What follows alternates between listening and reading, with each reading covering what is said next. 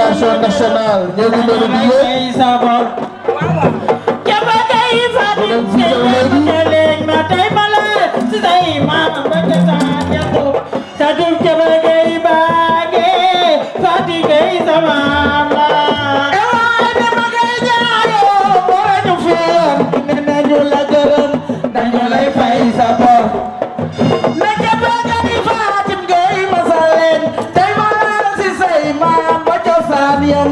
Satu keba gay bange Fatim gay sama la oh orang fion di nona nyola garam nyola sai sabo keba gay Fatim gay yang jaleng matai malar si sai ma berkata dia tu kado keba gay bange Fatim gay sama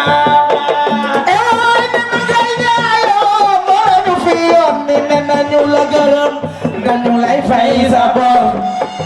na jaba gay falim gay patalen na tay malasi say ma satu jaba gay bage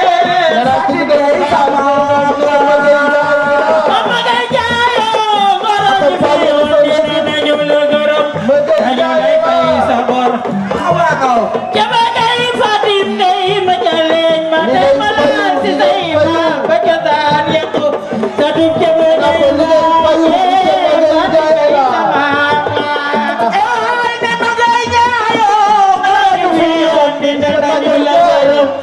Nulai fay sabor jaba gay fatim gay majaleng madai la sidai ma bajasan yatu tadum jaba gay baage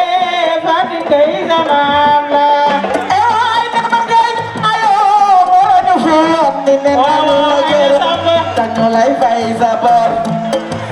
nulai fatim gay majaleng madai la sidai ma bajasan tadum jaba gay baage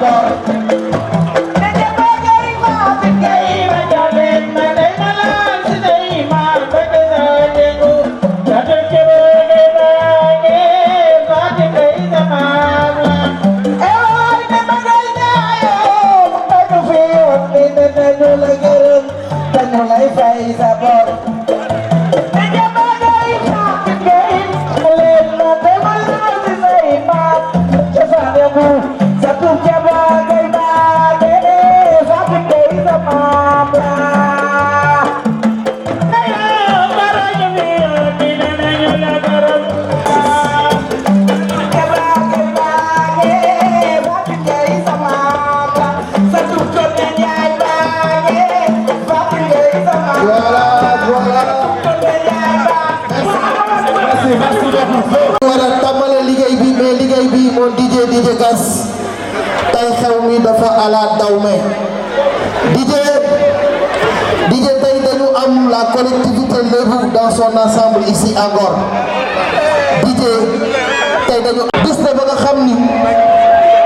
kenn doon du ko faté ndeysaan bis na ba nga xamni ce sera gravé dans l'histoire bis na ba nga xamni li ko Père Alassane waxé légui bis na ba nga xamni Kuko tardé, histoire de nos communes. Monsieur le jeune maire, monsieur le maire ambitieux, monsieur le maire visionnaire avec son équipe, monsieur Magaye Ndiaye. Assalamu alaikum. maa ngi nuyu ñëpp di leen ziar di leen baal ak di leen baalu ak ñi nga xam ne peut-être xamuñu ma wala miinuñu ma ngeen ma présenté wu man El Hadj Babou Samb laa tudd di grand jaraaf chef du village de Ngor conseiller coutumier auprès du gouverneur de Dakar di en même temps président des délégués de quartier de la. ni may jëkke mooy wax ñetti yoon alhamdulilah alhamdulilah alhamdulilah parce que CM bi yàgg nañu ko bëgg man enseignant la dama daan wàcc midi dama daan wàcc midi fekk élèves banlieue yi ma bàyyi leen foofu ñëw su ma añee dellu fekkaat leen foofu ku ma laaj lan ngay def fii mun a soir su ma demee kër ga du ma fekk añ bi pare ou bien du ma am paas bi mu delloosi muy loo xam ne métti woon nañu lool ba si la ñu demandé woon le ministre Iba Der Thiam na ko daal désormais élèves banlieue yi buñ ci affecté ci kenn à Dakar Ngor rek nga daan gis suba teel jigéen ñi di dugal xale yi ci ay car ñuy dem di jàngi xale yi dañuy réussir en 36e mais bu ñu defee 1 an 2 ans ñu dàq leen parce que dañu am problème mu transport suñu wàccee dañuy sonn et donc maa ngi remercier monsieur Maguette Ndiaye ak équipe am les conseils municipaux si liñ ñu andil fii muy CM bi d'accord macha allah liggéey nañu ko ak suñu propre moyen donc CM bi Ngor moo ko moom mais nag dafa am lu des li may ñaan parents yi mooy bu kenn jëlati sa doom di ko dugal oto di ko yóbbu Yoff wala feneen pour muy jàngi parce que comme am nañu CM nañu téye xale yi fi ñuy jàng li si des nag mooy enseignants yi dañuy dugal ci boppu xale yi mais njàng mi ci kër gi la nañuy téye xale yi ñuy jàng ci kër gi loolu suñu ko defee yaakaar naa ne résultat yi dana gën a baax et li may ñaan mooy xale yi nga xam ne ñooy dem ba 3e war def BFEM may ñaan ñu am 100% may ñaan su loolu passé nag et ñu jublu ci lycée bi donc ñi fi teew ñëpp maa ngi ñaan loolu ma ñaan sànq muy 100% yi bu ñu koy feete ñun ñëpp ñu teye ko asalaamaaleykum wa rahmatulah wa barakatu. xooluma xale yi ni Ngor na lay amee sem bu bees ñu nekk fii di goyax tëbax dal nii mais xaaral moom fekk leen ci classe bi rek ana ñu ay école ubbati na ay fan laa jëm ak sama coono bi ci yàlla suñu borom ay yàlla wallu ma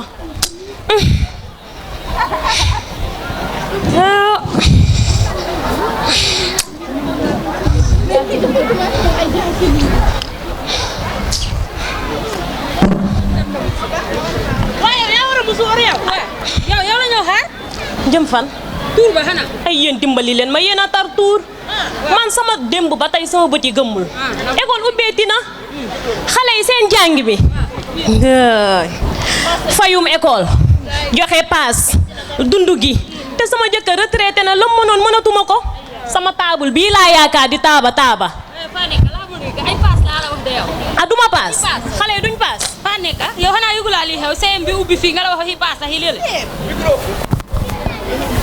CM bi day aw tur kase la dama ne la classe yi daara amu si école bi si boppam ndax pareegul tur CM rek kaa fi am loolu laa dégg di loolu kay moog bàyyi jàng yam école bee pareegul doo leen bàyyi ba nii naa rek ngeen a jël ay waxi mbedd di ko déglu la xew ngeen jël ko politiser ka la am ngeen jël ko politiser ka bàyyi leen loolu dama ne li ma dégg rek la ma wax lan li ma dégg la ma wax école bi nii maire bi moomu ka waa Ngor ko moom waaw bañ ko ubbee pour gune yi la jàngi la du pour ay ñii la wax du pour loolu bàyyi leen dégg ngeen jëkk di ko politiser bàyyi leen man dama déggoon ne école bi ubbeegul prof yi nekkuñu fi loolu moo bàyyi jàng ma téye sama doom ju jigéen ji ci kër gi mu jàppale ma góor ñi dem daani loolu solution bi école bi danaa tardel rek kese na toog si kër gi góor ñi jàng jàppale ma de noonu la ma def tama sonn bàyyi leen li ngeen yéen xeex leen bañ am ab école ngeen ne école bi du fi ubbee ngeen wax bañ tabax ka ngeen ne du pare mu pare ngeen ne du ubbi mu ubbi ngeen ne amuli prof mu ami prof yéen leen bëggati léegi à la fin man nga ma ko de dama ne waxuma lii nit ñi wax bàyyi lii la nit ñi wax lii la nit ñi wax na wax lii mën a nekk man naa ko wax lan moo fi nekk daal nañ booloo jàppale école bi andi fi ñuy doom ñu jàng mën a réussir loolu moo la solution bi amul leneen yow ummi yow mii kat sax xalaat baaxul man de bu ma la toppoon dugg ci guuta waaw Amina doxal ñu dem nga ma yoon école bi fi ma amul fay amul dara amul paas inscrire amul paas doxal ñu dem doxal ñu dem ba dee naa dem waaw kon doo leen ma yóbbaale rek dama xamul woon di li nit ñi wax rek la ma wax waaye léegi xam na ma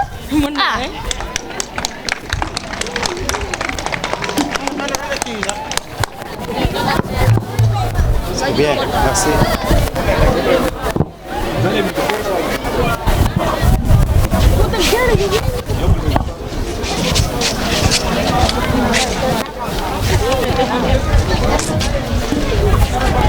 ah yéen jàng leen ngeen nekk fii naa maan ay potu ndaa la taxaw leen aywa dugg leen si classe toog leen sànq ba léegi ma ñëw potu ndaa la da ngay naan jox sa morom naan dëgg la ko naan kay mën ngaa jox sa morom naan acca fii la bon tey ban programme lañ am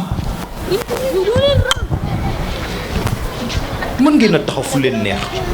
parce que tey programme lañ am classe école bi tijjeegul taxawal fii merci beaucoup kam moo mën a rappeler suñu programme tey balaa ma kaa bind fii ma xool kam moo fi gën a intelligence yéen waaw yow. Aujourd'hui c'est l'inauguration du CEM de Ngor. waaw may leel mee ko loxo dëgg la waa léegi nag tey la ñuy inaugurer li nga xamante ne mooy CEM Ngor mu nekk première fois ci histoire commune bi lan moo ma mën a wax yéen seen devoir seen taxawaay nan la ci école bi kam moo mën a wax loolu waaw yow. Travail. waaw. Discipline. réussite. mayal leen ma kii loxo dama ne jàng daa àndax lan góorgóorlu liggéey jàng bu baax ah am yar pour nga mën a réussir kam moo ci mën a yokkaat dara waaw. jàng yaru respecté. jeex na ak kan waaw jox ko. Ne jetez pas les ordures dans la cour, c'est pas bon. léegi kii wax na lépp yéen ndax war nañoo salteel fi ñuy jàngee fi ñuy jàngee kenn waru ko salteel bu leen sànni ci classe bi bu leen bind ci table banc yi ngeen xamante ne daa bees takk ab gisuñu ci benn bind bu ci kenn bind bu ci bind numéro bul xoos bul def dara jàng wàcc nettoyer mu set ñu dem ñibbi merci beaucoup ka moo ci mën a yokkaat waaw da ngeen di gaaw balaa sama leçon bi nag mu ngi tardé. Il faut respecter les règles et respecter les professeurs. Ne pas àggalil li nga wax ñoo ko moom. ne pas venir en retard, il faut suivre le maître. merci beaucoup yow waxal nga ñun maître yi kenn waruñoo xas kenn waruñoo saaga. déggoon naa nag gaanaan léegi ku ne léegi daa gaaw saaga ñun dañuy jàngale de bu ñu saaga saaga amutul saaga professeur renvoyé dàq directement baax na ñu suivre bu baax ak kan waaw yow la vas-y. Nous apprenons parce que nous voulons réussir. Et demain nous voulons. Et demain vous voulez quoi? Nous voulons être des personnes honorées et respectées. Voilà mayal leen ma ko loxo waay dama ne ab gune dañ koy tàggat ndax ëllëg bu màggee doon mag bu am ñam macha allah dernière parole dernière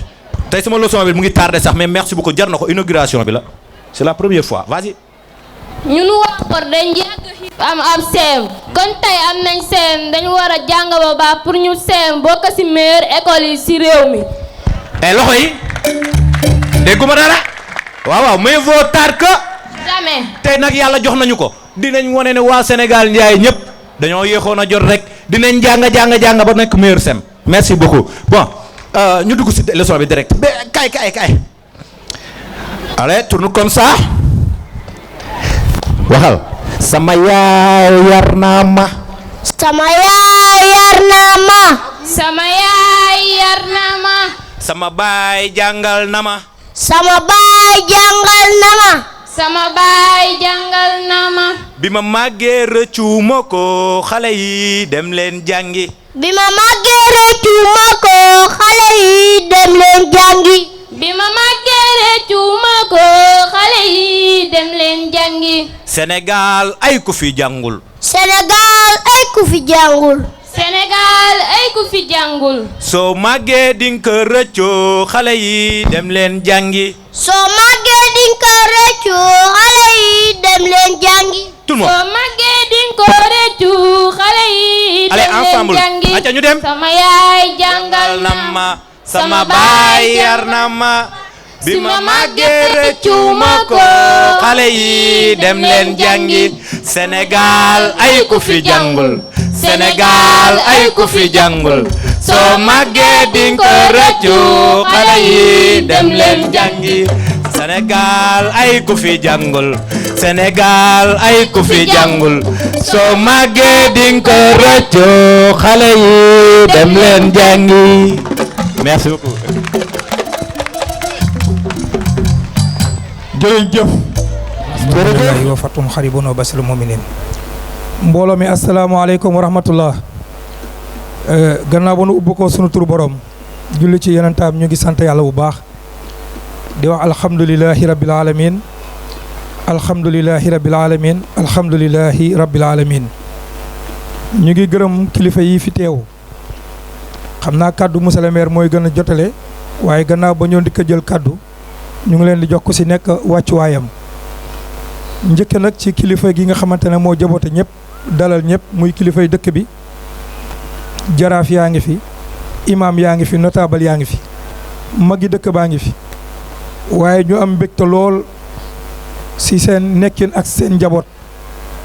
doon ay kilifa yu oyof ñoom ñëpp mënoon nañu yëg tey ci tribune bi waaye xam na ñoo war a dalal seeni gan sunu ay imam ñoom ñëpp ñu ngi toog ak sunu ay notable di ñaan taxawaay boobu yàlla na sax waaye ganale sunu autorité yi jóge tànk autorité coutumier yëpp yaakaar naa ñoom ñëpp ñu ngi teew waaye loolu maire dana ci ñëwaat le sous-préfet ak le ministère bi nga xamante ne moo yor wàllu njàng ñoom ñëpp ak ñi ko composé ñu ngi fi teew sunu kàddu du sori dañuy ñëw ci œuvre bi nga xamante ne moom la ñu jàkkaar lool ku xam terrain bi xam cosaan li xam na ne yombul woon lool pour ñu def fi école bi ndax ba ñu jógee rek ay yëngu-yëngu am na waaye yàlla bu nammee mbir dana tàggat ay mbir ay nit ba bés bu ñu si jubloo day yomb lool yàlla defal ñu ndimbal loolu ba lépp lu yëngu rek bu ñu ci toogee yàlla defal nañu ci sutura ba ñuy lancé marché bi itam 200 millions la ñu prévoiroon pour tabax CM bi jongante lay doon ki gën a néew la mu proposé moom lañ koy jox ba kii ko gañe woon proposé 174 millions yaakaar naa ne bii ñuy def pose première pierre bi fii délai bi 8 mois la ñu waxoon waaye gis nañ difficulté yi mu mujjee am mbir yi di dox difficulté yi di gën a yokk waaye monsieur le maire woote ñun ñëpp ñu boole suñu doole oo Ngor gépp nag ñu taxaw ba dañ naan liggéeyam chinois lañ ko liggéey ndax si 1 mois la ñu yeggale lii def lii ni ci war a def ba yàlla defal ñu ci ndam ñu ciy sant taxawaayu ñëpp du ñu lim kenn tey yàlla muy borom bët bu rëy bi gis na ñëpp te ku ne la nga def sa bopp nga ko defal ak sa njaboot ak dëkk bi waaye am mbégte lool ci conseil yi itam ndax ñoom ñëpp dañu bàyyi seen buuba ñëw nekk ay ouvrier fii nekk fex ñun heure bu ne ñu sant ci yàlla bu baax a baax a baax bu ngeen xoolee tey bi ñu fi toogee ak léegi tabax nañu 32 salles de classe sunu ginnaaw fii bu ñu paree ci CM bi CM ma Abdou mu ngi ñuy xaar te xam nañ ne fii ci Ndakaaru benn CM moo fi am public muy Fadilou Mbacké deuxième bi fii lay doon ci Ngor loolu taxawaay moo ko mayee bu ñu jógee foofu itam sunu jumaa ji sunu ginnaaw yàgg lool sunuy maam tawaxoon ko dañu ko fas yéene toj defaraat ko ànd ceeg association des imams et oulémas te imam Moussa Samba jiite leen loolu mooy vision bi nga xamante ne moom la ñu am ku xool fi ñu taxaw xool parking bi xam na ne nawet bi daana metti lool ci waa Ngor yéeg fépp waaye yàlla dimbal nañu ci mbaaxam pavé nañu ko dugg Almadi pavé ko waaye foofu itam ci pavage boobu dañuy ñëw ci monsieur le représentant de la commune de la ville de Dakar muy monsieur Seck yaakaar naa bi ñu fiy toog am na liggéey bu ñu tàmbali woon ak la ville de Dakar ñu waroon a pavé 5 kilomètres yàlla def bi yëngu-yëngu yi amee ñu arrêté ko ñu ngi sàkkuwaat gannaaw ba yàlla def na li muy def monsieur le maire Abbas Fall toog ñu ngi ñaan loolu ñu taxawalaat ko sunu 5 kilomètres yooyu ñu xool lu ñu ci yokk ndax loolu dañuy bañ ñu yaakaar ne dañu nekk ci village traditionnel bi bàyyi les quartiers environnants muy virage ak Almadi loolu nga xamante ne ville de Dakar moom la namoon def foofu lañ ko waroon a def te ñoom xam nañ ci dara ndax tàmbali woon nañu ko donc bàyyiwuñu benn quartier ci Ngor Ngor gépp la ñu boole ilif te bu ñuy def fépp la ñuy def incha allahu rabbi kon ñu ngi am mbégte ndax daanaka guddi na bu noppi di gërëmaat waaye di sant yàlla bu baax di ñaan li ñu tàmbali yàlla nañu ko yeggale ak sago kenn bañ a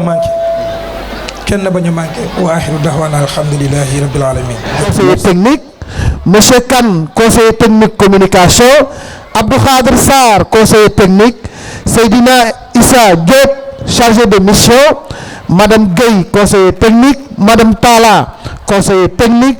Ndeye Binte Diabaté, chargé de mission. ñooñu tey jii ñoo fi teewal ville de Dakar ñëwal monsieur le maire Abass Fall.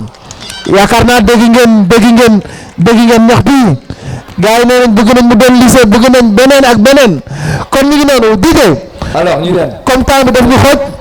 ñu woo le secrétaire le représentant du ministère de l'éducation nationale. jóg leen ngeen tàccul ma ko bu baax a baax ñu tàccu ki nga xam ni tey jii. dalal leen ma ko bu baax a baax. moom bis bi ki moom bis bi tey moom la ñuy tàccu. bismillahi rahmaani rahim monsieur le maire balaa may def sama discours ci français dama la bëggoon a nuyu bu baax a baax a baax jox la sa wàccuwaay gërëm la ci invitation bi nga invité monsieur Moustapha Mbamba Guirassy bi nga xam ne mooy ministre de l'éducation nationale di ñaan aussi di la yóbbante nuyoo képp kuy kilifa diine ak kilifa aada bu nekk fii ci jotaay bi di nuyu bu baax aussi le sous-préfet des Almadies mon collègue et frère monsieur Thiaw di nuyu aussi bu baax a baax population Ngor bi di leen gërëm bu baax a baax ci accueil bi ngeen ñi nga xam ne accueillir ngeen ñi man maa ngi tudd Papa Malick Ndaw man maay secrétaire général du ministère de l'éducation nationale teewal fii le ministre Moustapha Mbamba Guirassy bi nga xam ne tey dafa nekk mission bu am solo waaye bëggoon na fi teew saafwante ak yow félicité waa Ngor ñaax leen remercier leen ci lii ngeen nga xam ne tey yéen a ko defaral population Ngor defal ko état du Sénégal si loolu monsieur le sous-préfet des Almadies monsieur le maire de la commune de Ngor mesdames, messieurs les membres du conseil municipal, je voudrais aussi saluer la délégation qui m'accompagne et constituée de M. Cheikh Faye, inspecteur d'académie de Dakar, de Madame l'inspectrice de l'éducation et de la formation des Almadies, mais également de Madame l'inspectrice de l'éducation et de la formation de Dakar Plateau. Également dans la délégation qui m'accompagne, je note la présence de M. Cheikh Fall, représentant le directeur des constructions scolaires du ministère de l'Éducation nationale, mais également le représentant du directeur de l'enseignement moyen second général du ministère. Honorables autorités coutumières et religieuses, chers partenaires de l'école, chers enseignants, chers parents d'élèves, chers élèves, mesdames et messieurs, chère population de la commune de Ngor. C'est pour moi un honneur particulier de prendre la parole à cette cérémonie solennelle d'inauguration du collège d'enseignement moyen de la commune de Ngor, à l'invitation des autorités municipales et au nom de l'État du Sénégal. Je tiens dès l'entame de mes propos à adresser mes sincères remerciements au conseil municipal et à son maire, ainsi qu'à l'ensemble des populations de Ngor pour leur accueil chaleureux et surtout pour leur engagement constant, responsable et exemplaire en faveur de l'éducation. L'événement qui nous réunit aujourd'hui revêt un caractère historique, vous l'avez dit, pour la commune de Ngor et pour le développement de son système éducatif local. L'ouverture de ce collège vient combler un déficit longtemps ressenti au niveau de l'enseignement moyen et répond à une aspiration légitime des populations, c'est-à-dire offrir à leurs enfants un cadre d'apprentissage de proximité digne et porteur d'avenir. À ce titre, cette inauguration dépasse le simple acte administratif ou symbolique. Elle constitue un choix stratégique fort pour l'avenir de la jeunesse de Ngor et pour la consolidation du capital humain national. Cet établissement moderne qui se dresse devant nous aujourd'hui est fonctionnel vient ainsi renforcer de manière significative l'offre publique d'éducation dans le département de Dakar, tout en enrichissant durablement le patrimoine éducatif national. Sa réalisation traduit concrètement la mise en œuvre du référentiel Sénégal 2050 qui consacre le capital humain comme pilier fondamental du développement économique, social et culturel de notre pays. Dans cette vision, vous me permettrez de dire que l'école sénégalaise se veut inclusive, résiliente, innovante et durable. Mais aussi elle garantit à chaque enfant un environnement d'apprentissage sécurisé, adapté et propice à l'épanouissement et à la réussite. Sous la conduite éclairée de son Excellence, M. Bassirou Diomaye Diakhar Faye, président de la République, et de son Premier ministre Ousmane Sonko, le gouvernement de la République du Sénégal accorde une priorité absolue à la modernisation du système éducatif, notamment à travers la construction et la mise à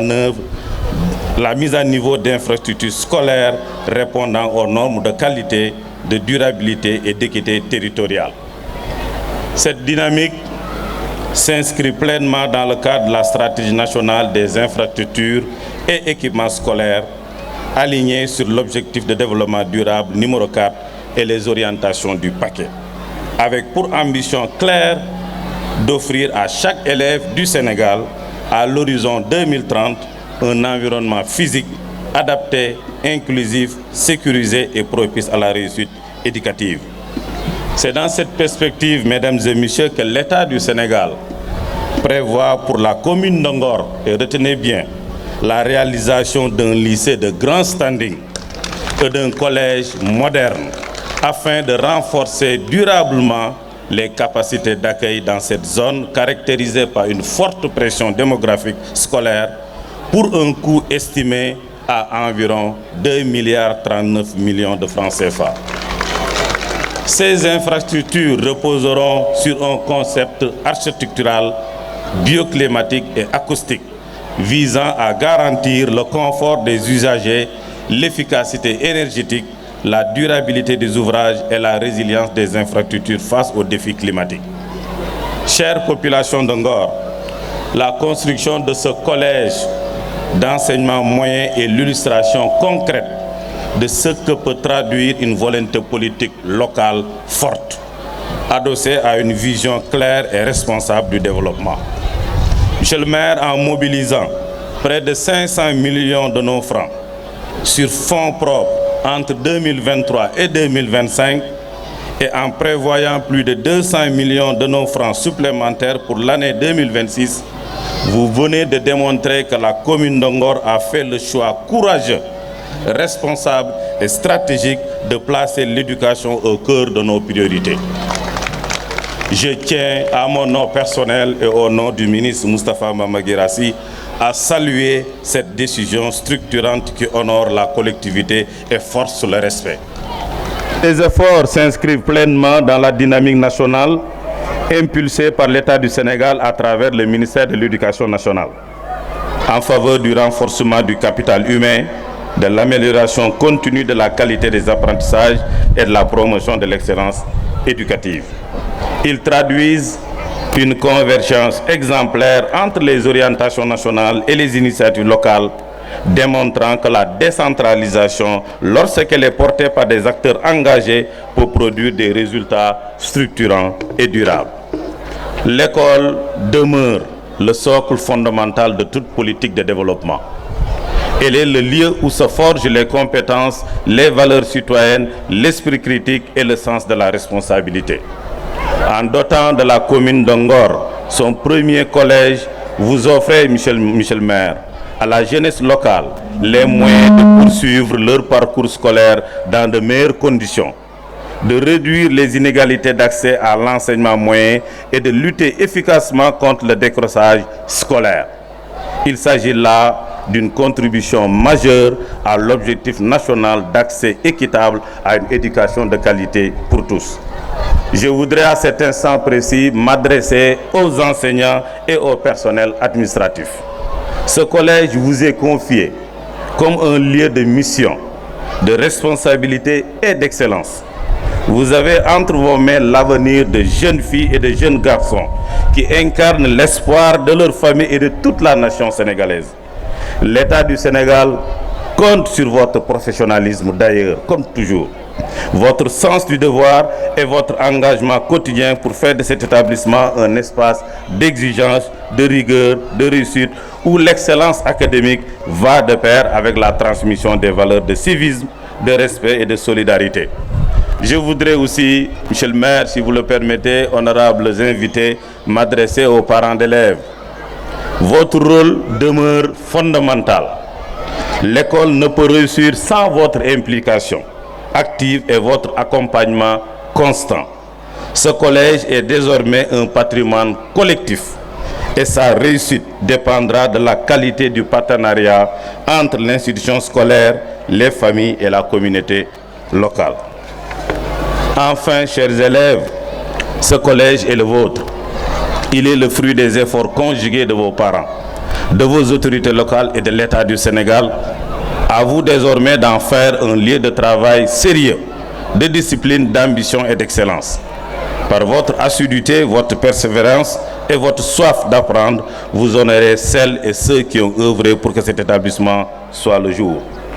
En inaugurant aujourd'hui ce collège d'enseignement moyen, nous posons, Monsieur le maire, un jalon important dans le développement éducatif et social de la commune de Ngor. Il doit devenir un pôle de référence, comme l'ont montré tout de suite les élèves. Un espace d'épanouissement intellectuel et moral et un véritable levier de transformation pour toute la communauté. Par mon nom, l'État du Sénégal demeurera aux côtés des collectivités territoriales pour accompagner leurs efforts, renforcer les infrastructures scolaires et améliorer en permanence la qualité de nos systèmes éducatifs. Je formule le vœu que ce collège contribue durablement à la formation de citoyens compétents, responsables et engagés, capables de participer activement au développement de leur commune et de notre pays. Puisse-t-il être un symbole d'espoir, de progrès et de réussite pour les générations futures et présentes. Je vous remercie de votre aimable attention.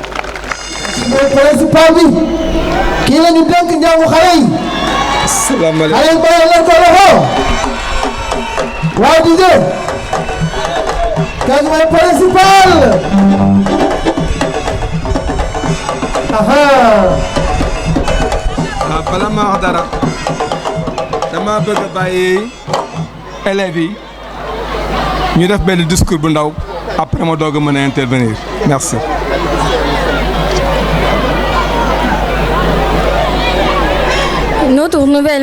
Notre maison d'apprentissage. Mesdames et messieurs, monsieur le maire, monsieur le principal, chers parents, chers camarades, bonsoir à toutes et à tous. C'est un honneur immense pour moi en tant qu'élève de prendre la parole aujourd'hui pour l'inauguration du merveilleux collège de Ngor. Regardez autour de vous, ces murs, ces salles spacieuses et lumineuses. Ce n'est pas juste un bâtiment, c'est le début d'une nouvelle aventure. C'est le début d'une nouvelle aventure. Le lieu où nos rêves vont prendre forme, notre seconde maison pour les années à venir.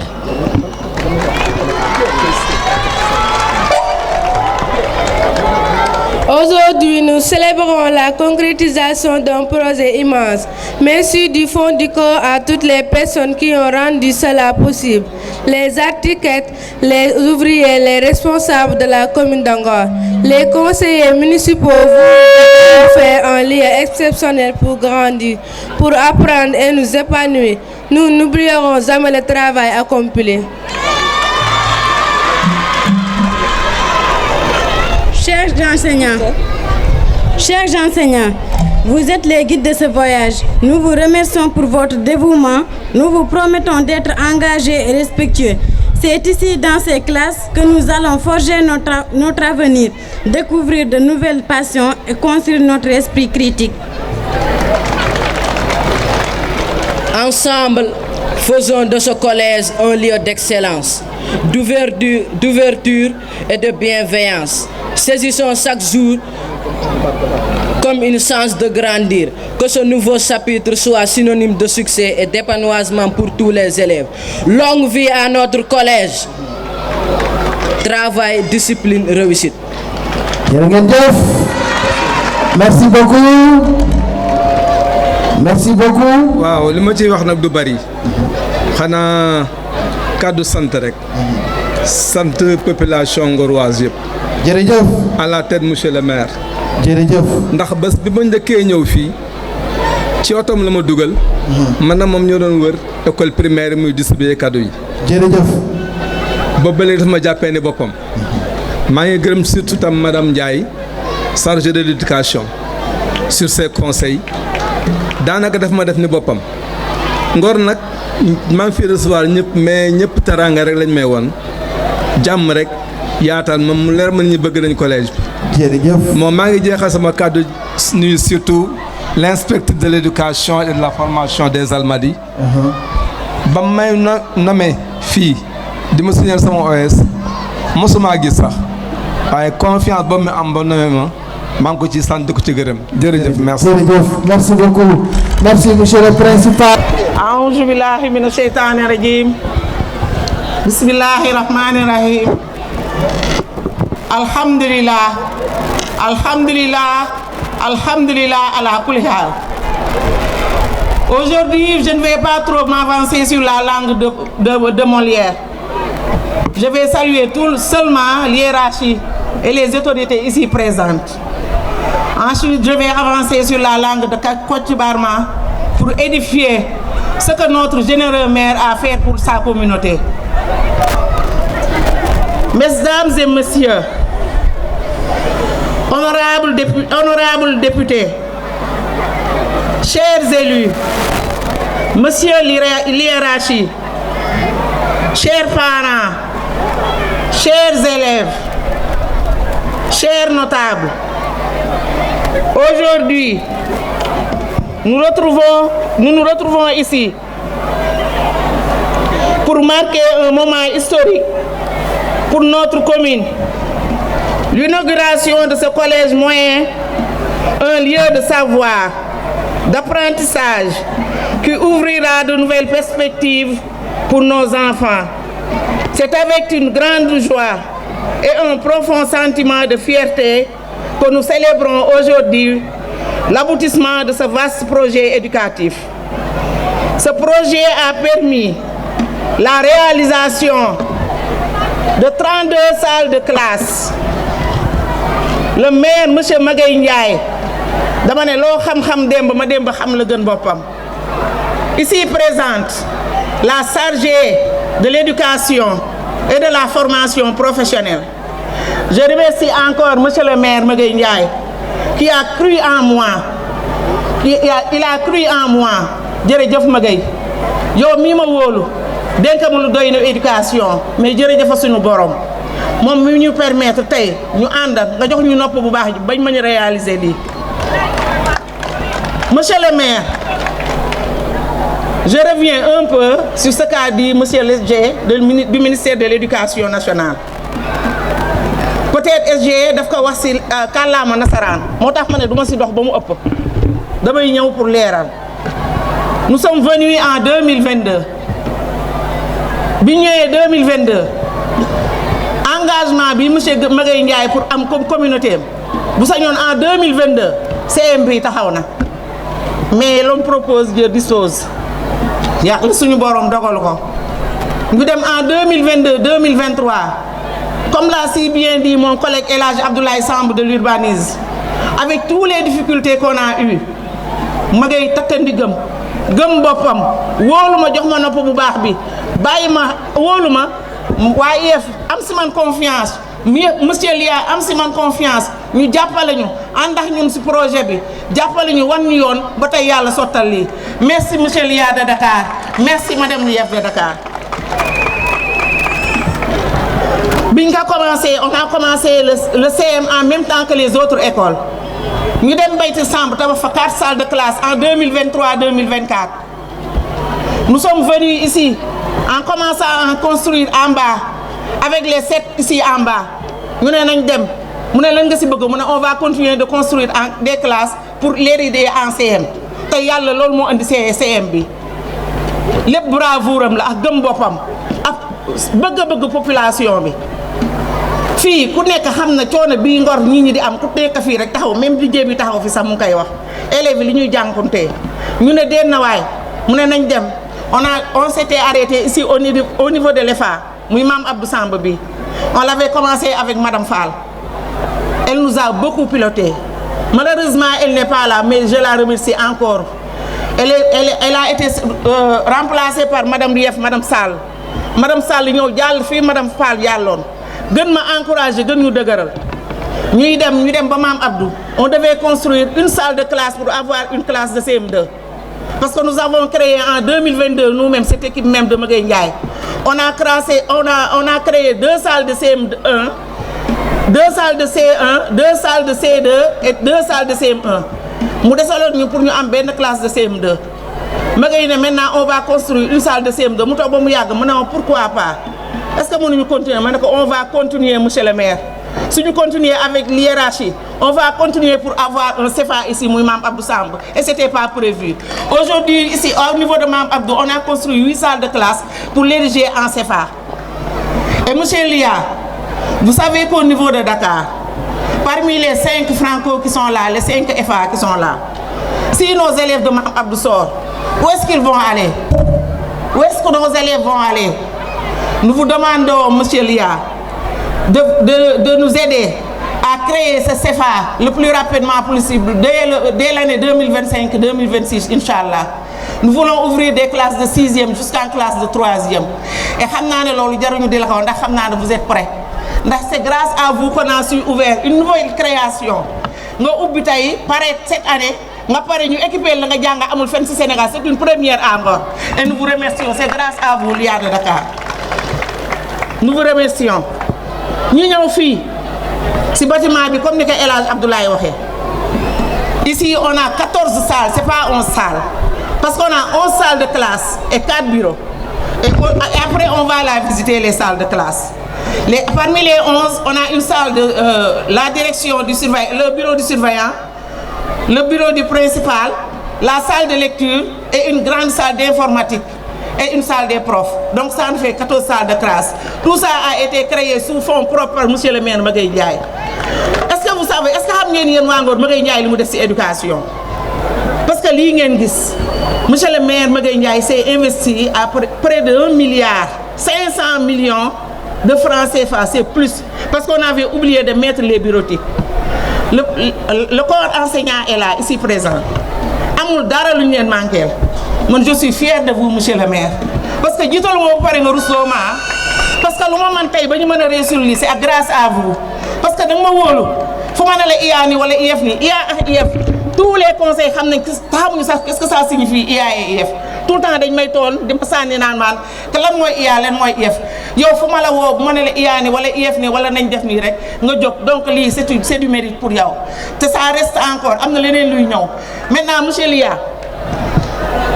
je ne vais pas m'adresser au secrétaire général du ministère, je vais m'adresser à l'IA parce que c'est mon hiérarchie en tant qu'enseignant.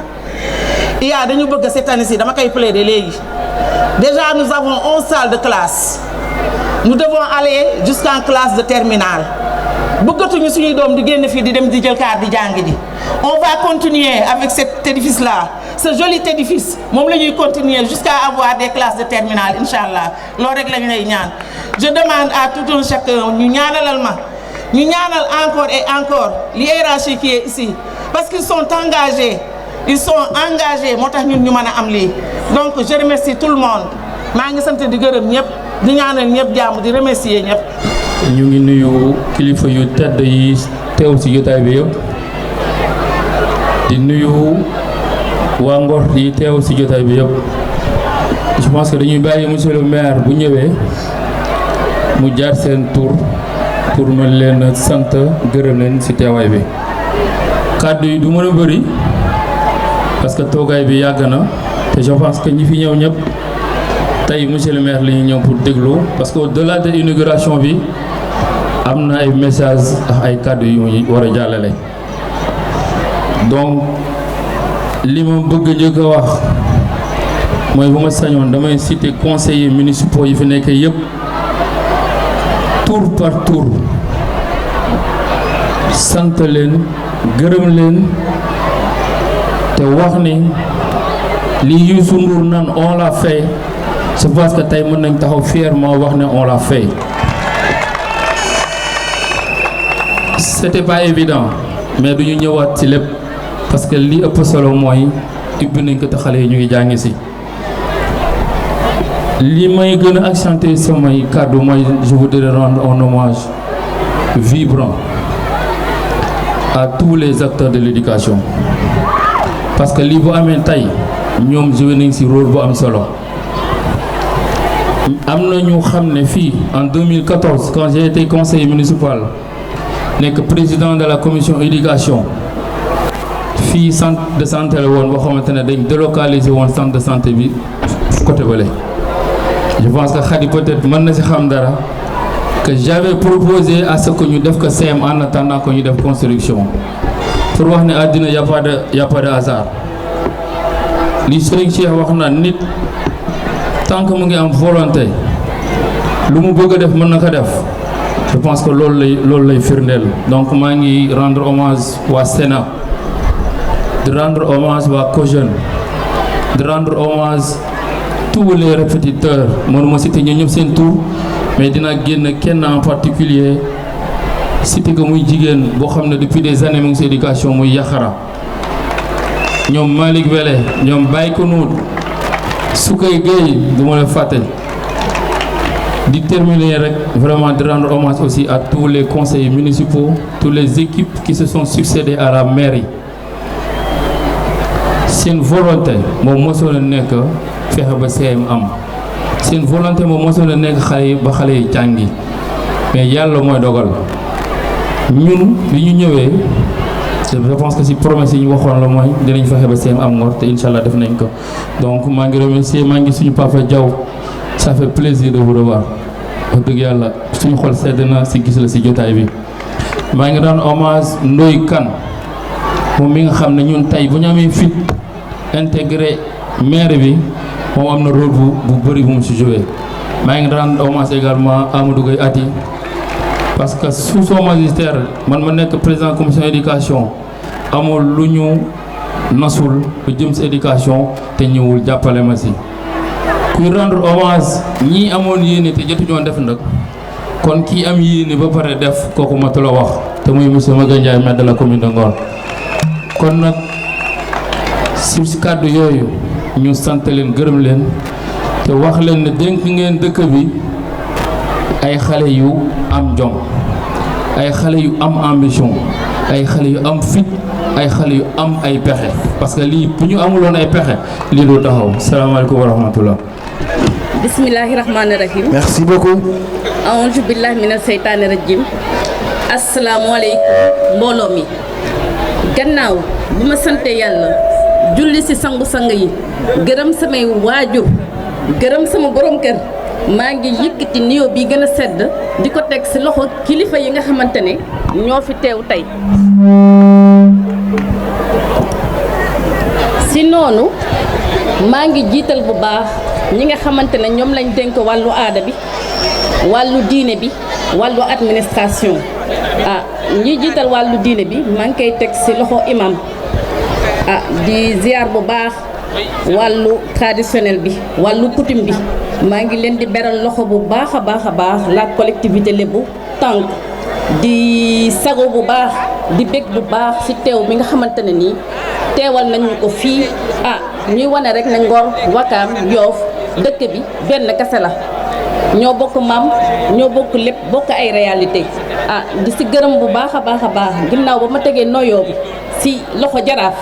maa ngi gërëm bu baax a baax tonton Omar Mbengue saltige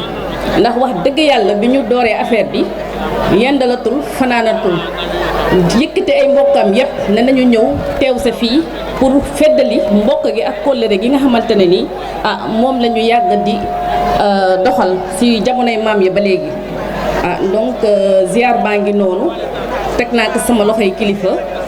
ñi fi teew ñëpp ma leen di ziar que muy waa ministère de l'éducation waa ville de Dakar mes chers collègues élus les membres de l'administration maa ngi leen di ziar bu baax a baax a baax bu loolu weesoo nag tey jii dama naan bés la bu ñu yàggoon xaar waaye bés la boo xamante ne nii nañu jàpp ñun ñëpp ne wàññeeku na suñu dund moo tax rafetoo rek moo am solo ci àdduna may wax ne fii dañu fi taxawoon def ko promesse de campagne ñu ne waa Ngor dénk leen ñu dëkk bi seeni ndaw leen dinañ ko dox niñ ko war a doxalee am ñu nangu am ñu nanguwul am ñu ne ñu naxee mbaay waaye fii taxawaat nañ fi def pose première pierre ñu ne ñu seen doj ngeen di yem loolu nekk lu ñu jomlu loo xamante ne nii sunu dereet mayuñu ñuy wax muy dañ yàlla dogal na ne li ñu fi defoon comme promesse de campagne yëpp xëy na am na si yeneen i dëkk mais ñun dey matale nañu ba dolli si loo xamante ne nii bokkul woon ak li ñu xamante ne diggoon nañ ko askan wi donc bii bokk na si firnde yi parce que looy làmb di daj yaakaar naa ne weerante mënatu ci am promesse de campagne la woon réalisé nañ ko tey jii ñu ngi koy sante yàlla bu baax a baax a baax ndax lu sotti rek borom bi la subhanahu wa taala moo ñu teg loxo ba ñu mën a yegg fi ñu yegg fii may nag wax si liggéey bi tàmbali bi ba nëgër ni gii parce que si ay yéene ak ay xel yu sell la jógee tàmbali bi nag metti na mettiwul ndax suñu yéene la ñu amee woon rek di ñu ko demee nit ñi répété nañu wax nañu bu pare jarul répété difficulté yi nga xamante ne am nañ ko si diggante bi mais li ñu mën a wax ba wax ko mooy que ne jour boobu ñuy teg pose première pierre bu fekkee ne am nañu fàttali ko wax yu ñu waxoon neewoon naa leen jigéen ñi am na lu leen monsieur le maire di préparer dellu ne jeunes yi am na lu leen monsieur le maire di préparer jour boobu ma ne ko monsieur le maire man Linguère Pire laa jomb naa di tagg nit mais jour boobu laa ko tagg ba xamee ma sama bopp parce que jour boobu féexal na sama xol ndax Ngor amuñu lu dul Ngor bu baaxee rek je pense que ne ñëpp la baaxal financement jigéen ñi am nañ si firnde tàmbali nañ ko ñoom jeunesse bi am na matériel yu ñu leen jotoon jox waaye jeunesse bi tamit feex ay fan signé nañ convention bi ba pare permis de conduire yi dina ñëw ndax le maire a tout simplement décidé offrir jeunes yi sans permis de conduire kon nag loolu ñu ngi siy sant yàlla bu baax a baax a baax waaye dafa am leneen loo xamante ne il faut ma ñëwaat si tey li ñu leen duggoon ginnaaw joxoon nañ leen ko am na leneen lu bees loo xamante ne laxasu na si parce que temps yi ñu ngi nekk ci collaboration ñun ak mutuelle de santé bi lan la ñu fas yéene def monsieur le maire ñun dañu doon wax 100 ñii naan 200 mais nee na nañu enrôler pour 500 mag yoo xamante ne bu ñuy faju du ñu fay dara loolu doyu ko mu ne dañuy jëlaale en charge ñi nga xamante ne ñooy jàng ci CM bi kon nag donc loolu yaakaar naa ne mu ngi ñëw ci kanam ak yeneen yoo xamante ne yeggaguñ ci incha allah dañuy sant yàlla rek xam ne lii ñëw mu ngi ñëw ci kanam. waxoon naa ko dañul. dëgg la ñun duñu taxaw di wax muy dañ. monsieur le maire soo nekkoon kuy taxaw di wax lu mu dañ man dinaa jomba taxaw wax yow fii ndax samay maam dañoo gaawoon xaru. dëgg la suñu waxee mu dañ gàcce la ñu ragaloon ñemañ nañ dee lool waaye ragaloon nañ gàcce donc monsieur le maire tey jii. bàkk bi ma la bàkkoon dama koy répété waat rek tey maa ne la woon quelle allure quelle stature un vrai modèle de droiture une force de la nature un cœur pur comme l'azur. loolu rëy na. mu doonoon bàkk boo xamante ne nii sama baay laa ko doon bàkk ndax taxawaayam si lébu gi sama baay tey jii dama koy tudd ndax ay mbokk ma toog nii. ma yaroo seen keppaar tarbiyu si ba toll ni ma toll ñëpp xam nañ ne bi may fréquenté tànk xale bu ndaw laa woon si seen biir laa màggee kon nag damay sant yàlla sama xel di dal su ma gëstuwaatee gis leen fii kon nag monsieur le maire Ndiaye Diatta Ndiaye jërëjëf yaa ngi noonu jërëjëf woon nañ ko def ka dëgg la xam ne yii dina ñëw mel na mag dootu sonne dinañu njukkeen ñëpp soobee yàlla maa ngi remercier ñëpp jërëjëf maire de Dakar représenté par ton directeur de cabinet. Merci beaucoup. Voilà, je suis accompagné par quelques membres du cabinet derrière moi. Le chef de cabinet est là. Il est là aussi. Voilà, derrière moi. Il y a également le DAS, M. Djibril Faye. Nous sommes venus au nom du maire de Dakar, M. Abbas Fall, empêché. Nous sommes venus pour remercier Monsieur le maire Magaye, remercier le bureau municipal et remercier le conseil municipal d'avoir associé la ville de Dakar à cet événement. Mais surtout féliciter Monsieur le maire. On l'a dit ici, on va encore le répéter. C'est un grand jour. C'est un grand jour parce qu'il s'agit aujourd'hui d'inaugurer le CM de Ngor. Ngor qui compte pour la première fois un CM. C'est un jour mémorable qu'aucun fils de Ngor n'oubliera. Quant à nous, ville de Dakar, nous donnons ici l'engagement d'accompagner Ngor. On l'a dit ici, il y avait un projet de pavage initié par Dakar. Il y a eu quelques intempéries qui nous ont empêchés de poursuivre. Nous donnons ici l'engagement d'accompagner et de poursuivre ces travaux dans les plus brefs délais. Nous nous engageons également, bien entendu, à accompagner la commune dans l'équipement du CM de Ngor, c'est à notre portée. Nous avons également beaucoup fait. Monsieur le DAS est là et on l'a dit ici, en termes social, au niveau du social, nous avons également accompagné beaucoup d'habitants de Ngor. Et nous comptons continuer cet accompagnement-là. Alors, pour finir, je voudrais quand même, Monsieur le maire Magaye, lui transmettre le message du maire. C'est un message de satisfaction, mais également c'est un message de fidélité à l'homme. C'est quelqu'un qui accompagne Monsieur le maire de Dakar. Puis elle a montré sa fidélité et sa loyauté. Cette fidélité et cette loyauté, nous la magnifions aujourd'hui. Et nous allons continuer à travailler ensemble pour les bénéfices de Dakar, pour l'intérêt de Ngor. Je vous remercie de votre aimable attention. Merci beaucoup, monsieur le maire, monsieur le directeur du cabinet. Jaasi maa ngi ñëw góor gi maa ngi ñëw waaye dañ ni DJ balaa ñoo ñëw DJ xew mi dafa ala dawme weesu na loolu monsieur le maire balaa moo dugg nee nañ la maire am ñaanal na ko mooy maire de la ville de Dakar ndeysaan dañuy jël nag DJ ñun ay lépp lañu lu ñuy tëjee rek am na lu ñuy tëjee dañuy jël monsieur Omar Mbengue moom la ñuy jox kàddu gi pour les sant ñu ñëw ñu tàccu leen bu baax a baax monsieur Omar Mbengue. Monsieur Omar Mbengue.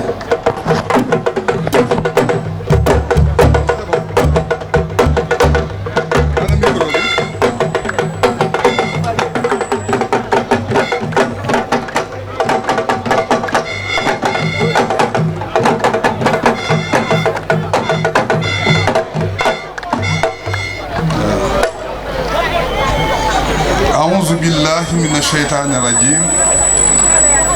بسم الله الرحمن الرحيم الحمد لله رب العالمين الرحمن الرحيم مالك يوم الدين إياك نعبد وإياك نستعين اهدنا الصراط المستقيم صراط الذين أنعمت عليهم غير المغضوب عليهم ولا الضالين الله أكبر الله أكبر الله أكبر الحمد لله رب العالمين الحمد لله رب العالمين الحمد لله رب العالمين السلام عليكم ورحمة الله تعالى وبركاته ñu ngi yëkki kàddu yu gàtt dëgg moo neex yàlla kàddu guy bett nañu lool teraanga kenn du ko delloo dañu fi ñëw tey ànd ak suñuy nawle muy suñu mbokki tànk di mbokki Ngor mbokki Wakaam mbokki Yoff ñu ñëw en très forte délégation ñu ànd lim nañ ko mais faaw ma limaat ko def ay précision mooy ñu ngi ànd ak colonel jaraaf Mame Ousmane Mbengue ak jaraaf Doudou Mbengue jaraaf Abdoulaye Samb ndey ji réew Daour Malick Ndoye ndey ji réew Alioune Bey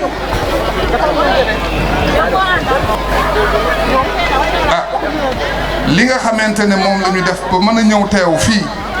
dafa amoon ku ko doon coordonné muy docteur Oumar Ngale Diène bu APEXI doon ci jokkaloo ak son président docteur Serigne Mbaye Diène mu nekk aux États-Unis nga xam ne bu ñu waxee tànk kenn mun ci génn APEXI ñu ànd ak le président Moustapha Gueye ak xaali ak l'infatigable Adji Aram Ndoye sama umpaañ ku ma fàtte nga jéggal ma ñu ñëw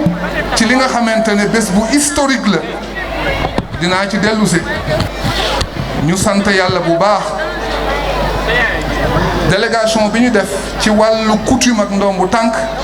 jaraaf colonel Mame Ousmane moo moomoon kàddu gi fi ñu toog sax ñu diise nañu waaye ndëkk ñu sante ko borom bi te je crois que mën naa wax ci seen tur ñoom ñëpp lu gàtt lay doon sant yàlla bu baax ci teraanga bii mu ñu defal di nuyu bu sell bu tedd di ko teg ci loxo imaamu ratib bi mu teewal fi imaam Youssou Ndoye ak imaamu ratib bi Yoff Hadj Mohamed Ndoye xam nga délégation bi imaam Bass ak Chérif ñu ngi ji ñu tegal ñu ko ci loxo sang bu tedd bi Seydi Mouhamadul Amin Laye di xalif général des Layènes yenu maamam bi mu yenu yàlla na woyof diis te tiim ko bañ a tegu ci boppam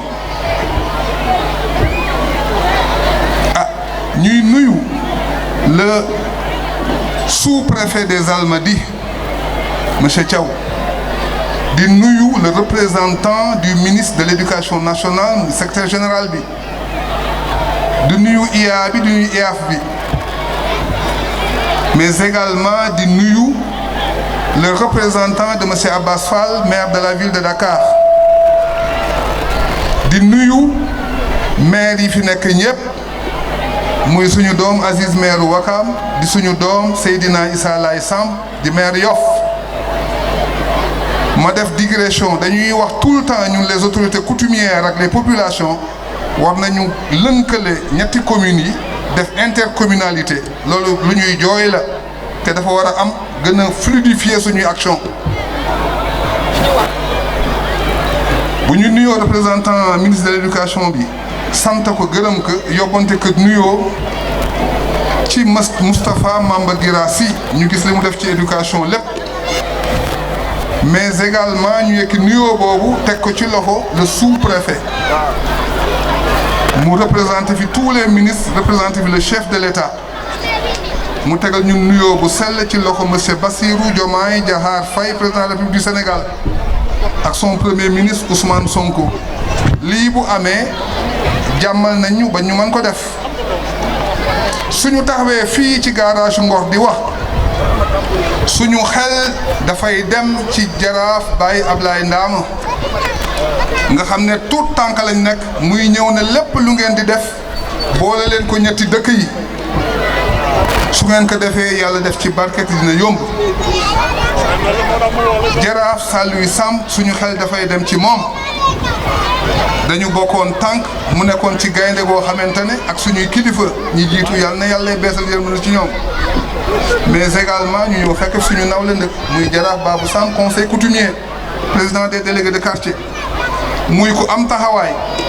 ñun ñëpp ñu jox ko cër mu taxaw ci coutume uuf Ngor mais lënkaale village yëpp kon li may wax jarul di guddal mooy fi ñu taxaw tey fii suñu xol sedd na guy am na benn philosophe bu wax ne faute d'éducation l'État jette dans la nature des hommes animaux éducation mooy lépp jamono bi ñu toll nii ku xool géopolitique mondiale bi ni mu jaxasoo nga xool au niveau mondial lépp ni mu chamboulé woo ah ku jàngul perte nga ku organisé wul perte nga ku amul kilifa perte nga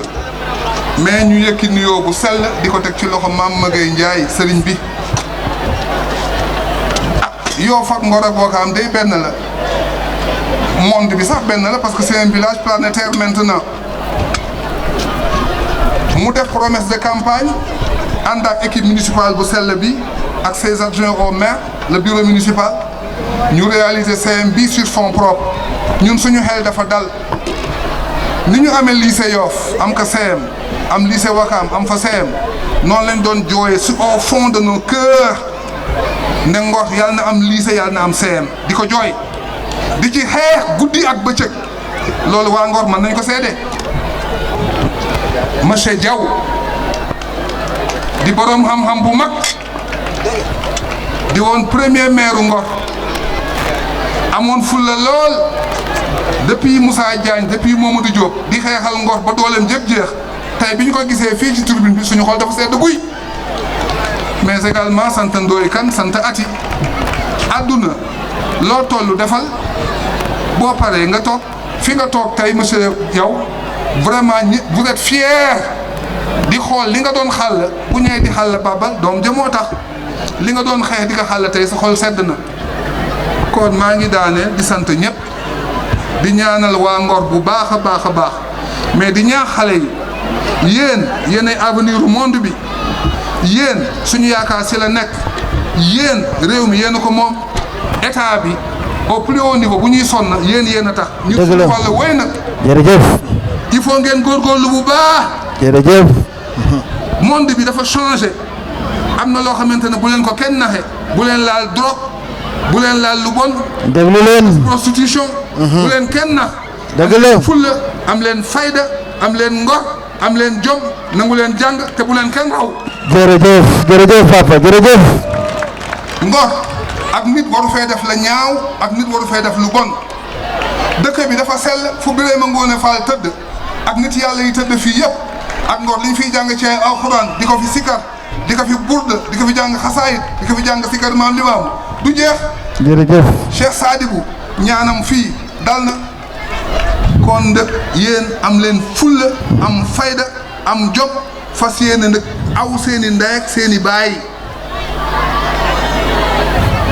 maa ngi daaneel ndëkk di sant Mame Gueye bu baax. di ko ñaan yàlla na àggalee sagoom. amiin yaa rabbana amiin yaa rabbana. ay mandat ngeen yor waa Ngor dajaloo wóolu la jox la ko ak sa équipe municipale. bu leen nax bu leen trahir. dëgg la. li ngeen yor waa Ngor ko moom. da leen diisoo population yi di wax ak ñoom di laaj seeni xalaat di jaamu seeni soxla. may daaneel ndëkk Mame Gueye di sant ñëpp. di ñaan appelu maam Seydina Limamou bi ñu jublu muy le 19 ak le 20 ñu nekk ci CRD yeeg CL yeeg machin yal nañu ci yàlla yóbbu si bismillahi rahmaani rahim ñu dellu si alhamdulilahi rabil alamin te yàlla nangu lépp lu ñu fi def. jërëjëf ziar ñëpp. amiin yaa rabbana. di baal wax ñëpp mais di féliciter encore l'équipe municipale de Ngor yéen communes yi yëpp bu ñu ko defoon kenn du am problème. mais nag monsieur le représentant du ministre dégg nañu promesse yi ngeen def. pour 2 milliards pour def ko ci Ngor mais dañ lay yóbbante waat di yóbbante le sous-préfet si président de la république il faut mu gestu Ngor bu baax a baax a baax. jërëjëf. ci fànn yëpp ci assainissement ci embellissement mbedd yi ci tabax ay CM ci dimbali nit ñi ci le plan sanitaire seen maire bii téye leen ko téeméeri loxo. jërëjëf. CRD barka démb ci kanamu gouverneur. muy xeex pour ñu Ngor am un hôpital de niveau 3. jërëjëf asalaamaaleykum wa rahmatulahi taala wa barakatuh. jërëjëf kon nag yóbbante bàyyi na. Jaasi. nga nocci de. Jaasi la ngeen. man de bakk naa la ndeysaan.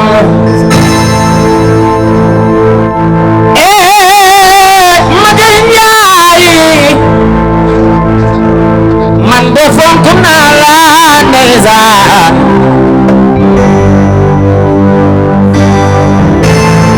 yaali Kumba Faal Njaay gala mi ci gàddaay waaw. Maguette Ndiaye. man de bakk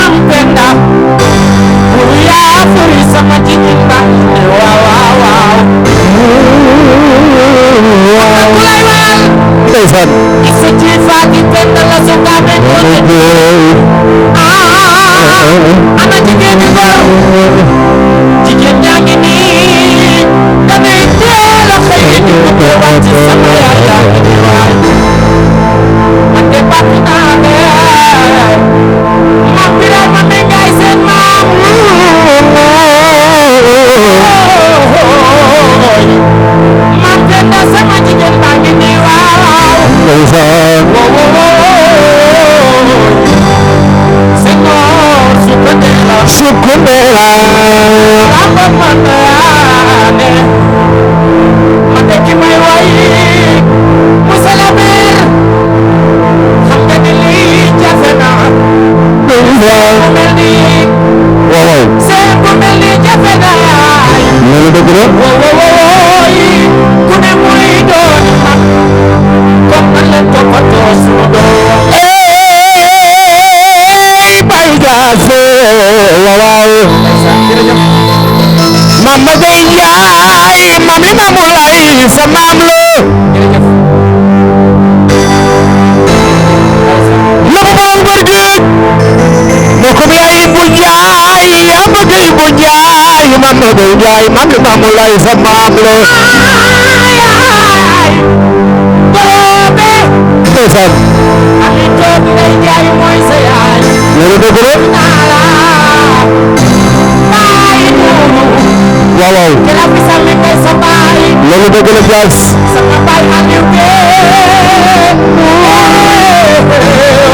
waaw waaw yaali kumba bal yaay ma ñëw Maga Njaay ñëw na indi feem yu bees yo Mamadou ñëw na indi feem yu bees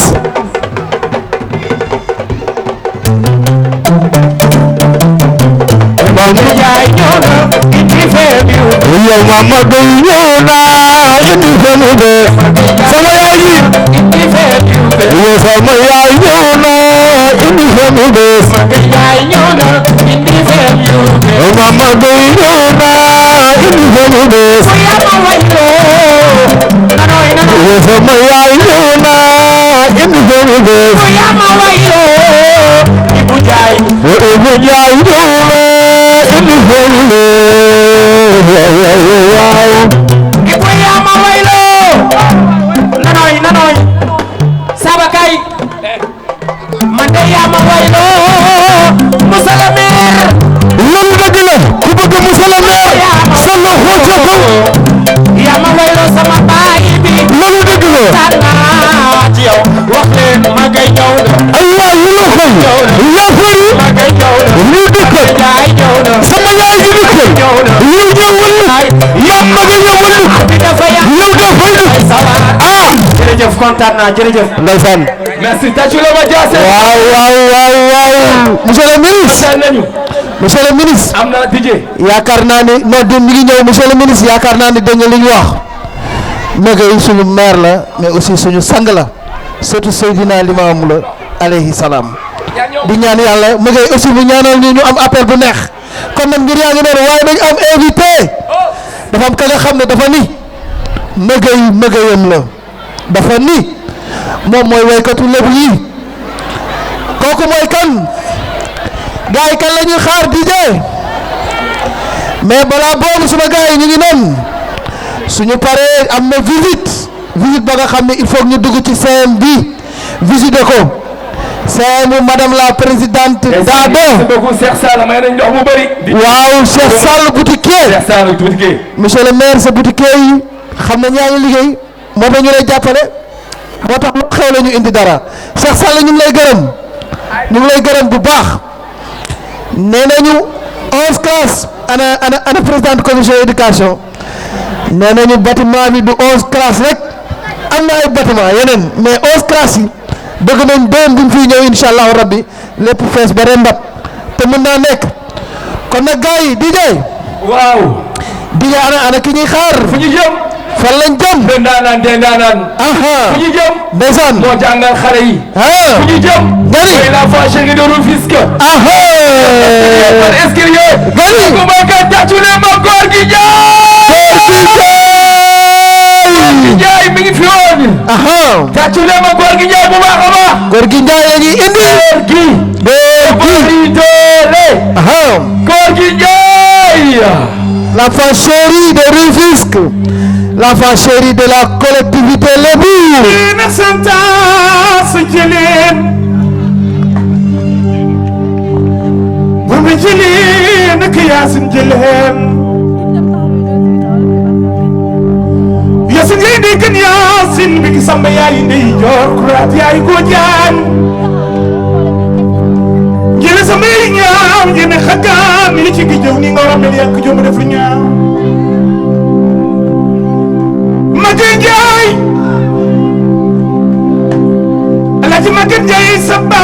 dafa teel a réer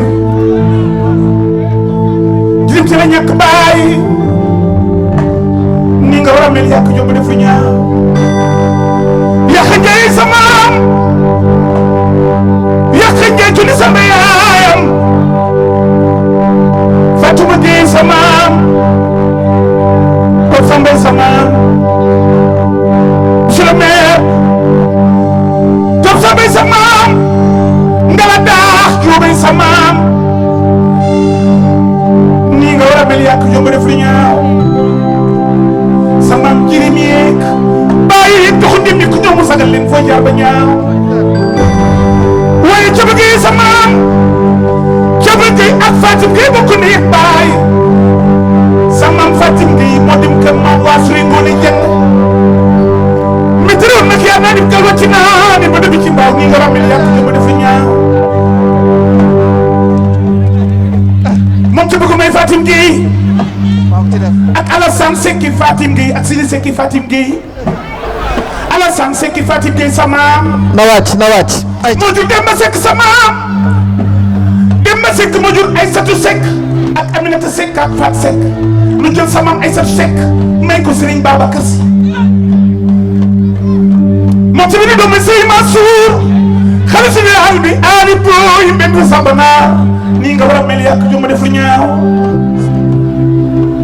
waaye Amadou Fatim Gueye moo tawloo soxna Fall Seck soxna Fall Seck moo jur Fat Lay Diop moo jur sa maam Baye Ablaye Thiaw nii nga war a mel yàq jomb def lu ñaaw te waroon sa kër maam yoo fi maamu laay sa maam ñaari yoo nii nga mën a mel yàq jomb def lu ñaaw kon jëlee nekk mbaaw gan Yaasin am na kumba ngi xam na waaye jënde mbaa ngi mbaaw Aziz Gueye nga bokkal maam ndax waa Sourey seen maam Ramatoulaye Seck yaayam Ramatoulaye Seck sa yaay waaye Seybatu Gueye sa baay loolu nga bokk ak monsieur le maire Ramatoulaye Seck waa Sourey sa maam kon jëlee nekk mbaaw gan Yaasin am na kumba ngi xam na waaye jënde mbaa ngi mbaaw waaye nag jël seen maam Sanu Seck bu diggee ñu naan Mariyaay Ndooy bànni ngoone sanu mi ci gi jëw sa maama tax Fatumata Ndooy bànni ngoone sanu Biréeni Ndooy bànni ngoone sanoy sa maam Oumy Gueye Ndooy bànni ngoone sanoy sa maam fooy jaar ba ñaaw Sanu Seck sa maam Mbarib Jóob Maxtaar sa maam yaay Basiru Jàng say Ndakaaru bi ñuy jooy Mbarib Jóob Maxtaar sa maam yaay di Jóob mu se du Jóob mu se Baye Ablaye Matar Jóob grand Serigne Dakar jël Jóobay sa maam i ma ngay jaay laaw la cat laaw la bët la ma lam yi laaw ma xel bu waay Seck jeeg aatu maam ma njaay ngoone Abu Demba Baye Omar yaay mbokku Sénégal waaye nit rek nga bokkal maam tey ma wax nga bokkal ma kay jaay ndax jëlay sa maam Fatou Mbengue sa yaay Fatou Mbengue sa yaay Ibrahima Gueye baayam Ibrahima ma fut ma ngay sa maam am nga jëri ndey ngoone si ngëri ndey ngoone dem ba Fatou Diop ndey ngoone Mbengue yaay jàll ay ndey laaw la cat laaw la bët la ma xam la ma xam waaye monsieur le maire nee naa la maam li maamu ñaar yoon ndax solotina laa yey sa yaay solotina laa yey sa yaay Baye Alassane Baye Ablaye Thiaw baayam Baye Ablaye Thiaw Seydina Salaay Seydina Limaamu Laay suuf gëm na sa maam gëm koy di njiit laa jël géej Baye laay sa maam arandal géej garan dafa jàmmalaay nii nga mën a el yàq jomb def ñaaw i ma ngay laaw la cat laaw la but la lu ma lam ni la ma xam waay kon jël nag mbaaw gan Yaasin ama kumba ngi xandam waaye jënde maa ngi mbaaw déjà waaw bu ngeen jooyee ma bàyyi ni déjà waaw loolu mu wax yëpp du ay ndeysaan jërëjëf ñëw nit xol yi sedd nañ une minute rek clavier merci góor gi jërëjëf xol yi sedd nañ dafa am lu bëgg a wax tuuti rek aha mooy jataay bii ndeysaan waa noppi naa jataay bi dafa am solo. ndeysaan. monsieur le maire maa ngi lay ziar di ziar préfet di ziar kilifa aada yi fi nekk yëpp yal na yàlla defal leen jàmm mais tey dafa am lu jaraaf wax sànq muy lébu gi rek la ñu am te dañuy ñaan yàlla fépp fuy dëkkul lébu ab lébu nekk fa maire parce que yéen ñëpp bokk tey lii moo ci yow bokk ci Aziz mais jërëjëf kan moo ko mën a dindi kon yàlla na leen yàlla fal ca te nit ki tant que dëkkuloo fa nga dëkk nga mën a xam la nga fay def te am na ñoo xam ñu ngi dëkk ci lébu gi mais amoo envie defar école parce que école mooy lépp boo defee école jàngal xale yi ñoom xam-xam kon yàlla na la yàlla fal ca yàlla na ngeen àggale seen sago ci barke Seydina Muhammad. jërëjëf. dula bi lébu yi ko moom Sekki Njaay ak Atuman Njaay Abu Demba Bayu Maar waaw waaw Sekki Njaay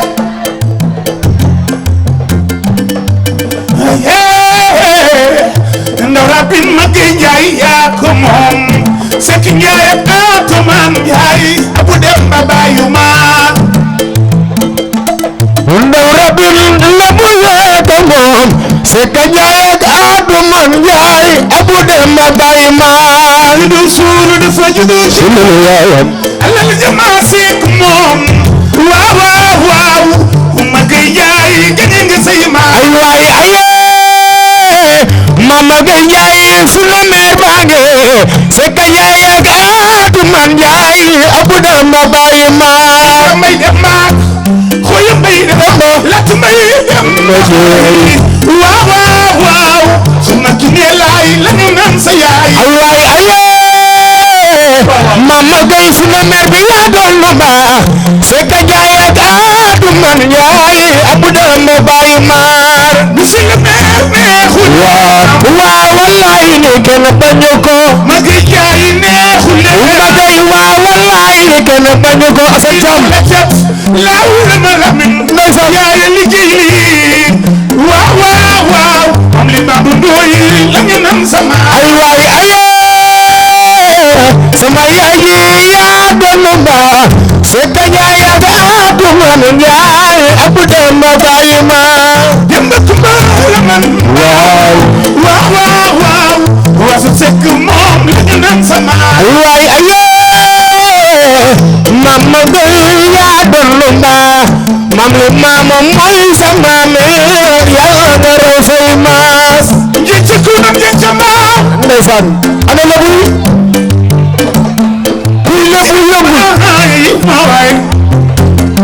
ana sooda lebram ngay gi jëmb ñi biiñ kum pàcc bi am na ci biiñ ku nekk ci biiñ moom ci biiñ ku bi yaay gën ku bi sa maam Magay ndeysaan ana woneeri jomay demba xoya may demba lat may demba xool waaw waaw waaw Magay Njaay gañe nga say maam ay waay aye lébu tey cosaan la yaa jomba ñaama di la way al say maam Papa Dumba ah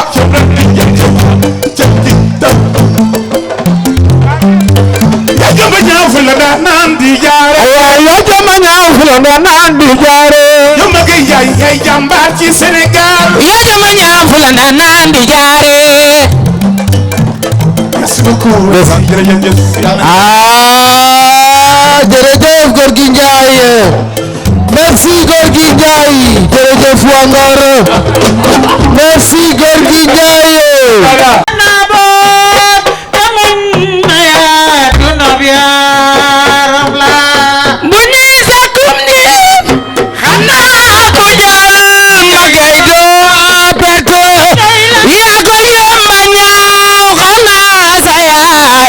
Dulul ba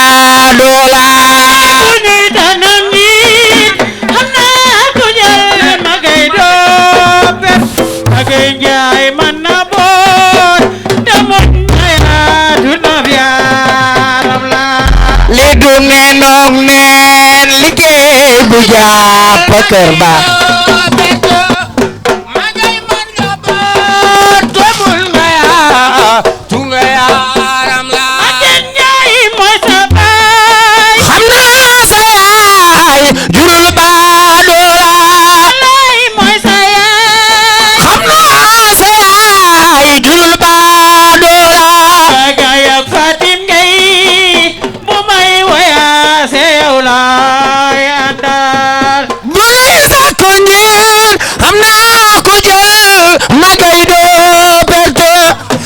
la ko jomba ñaaw su may waas yow laay àndal bu ñuy tànnam jiit xam naa ko jël ma ngay doo pet waaw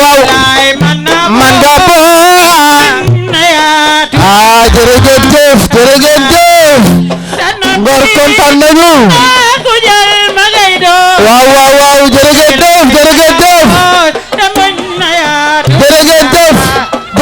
temps bee ñu xoj temps bee ñu xoj waaye jërëjëf ñu déglu ma lay ñu déglu monsieur le maire de la commune de Ngor le maire visionnaire le jeune maire ambitieux kon dañuy déglu monsieur le maire Magueye Ndiaye. allo Magueye Ndiaye damay may xam nga li tax dama dëkk ci dëkk bi te waxuñu ki dëkk ci dëkk bi ki defar dëkk bi lañu wax dama ne Magueye Ndiaye ku man lu baax te di ko def ma décoré la ne ku man lu bon te di ko def ma kala sela dëgg la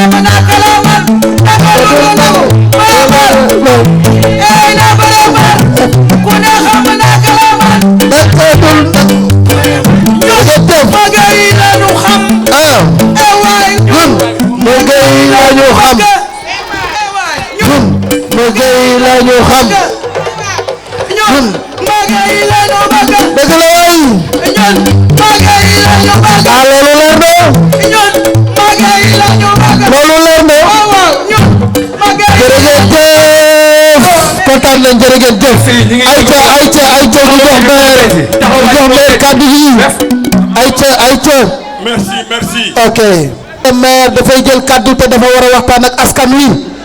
am na lu bari lu mu war a waxtaan ak yéen day jël kàddu gi bu paree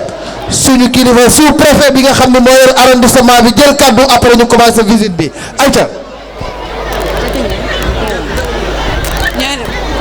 merci beaucoup salaamualeykum mbooloo mi monsieur le secrétaire général monsieur le sous-préfet des Almadies monsieur le directeur de cabinet du maire de Dakar mon cher ami et frère l'excellent maire de Ouakam Abdoul Aziz Gueye madame l'adjointe au maire de Yoff Adji Aram, chers invités, à vos rangs, grades et qualités, tout protocole respecté, saltige jaraaf mboolem kilifa yi fi ne ñoom ñëpp imam maa ngi nuyu ñëpp.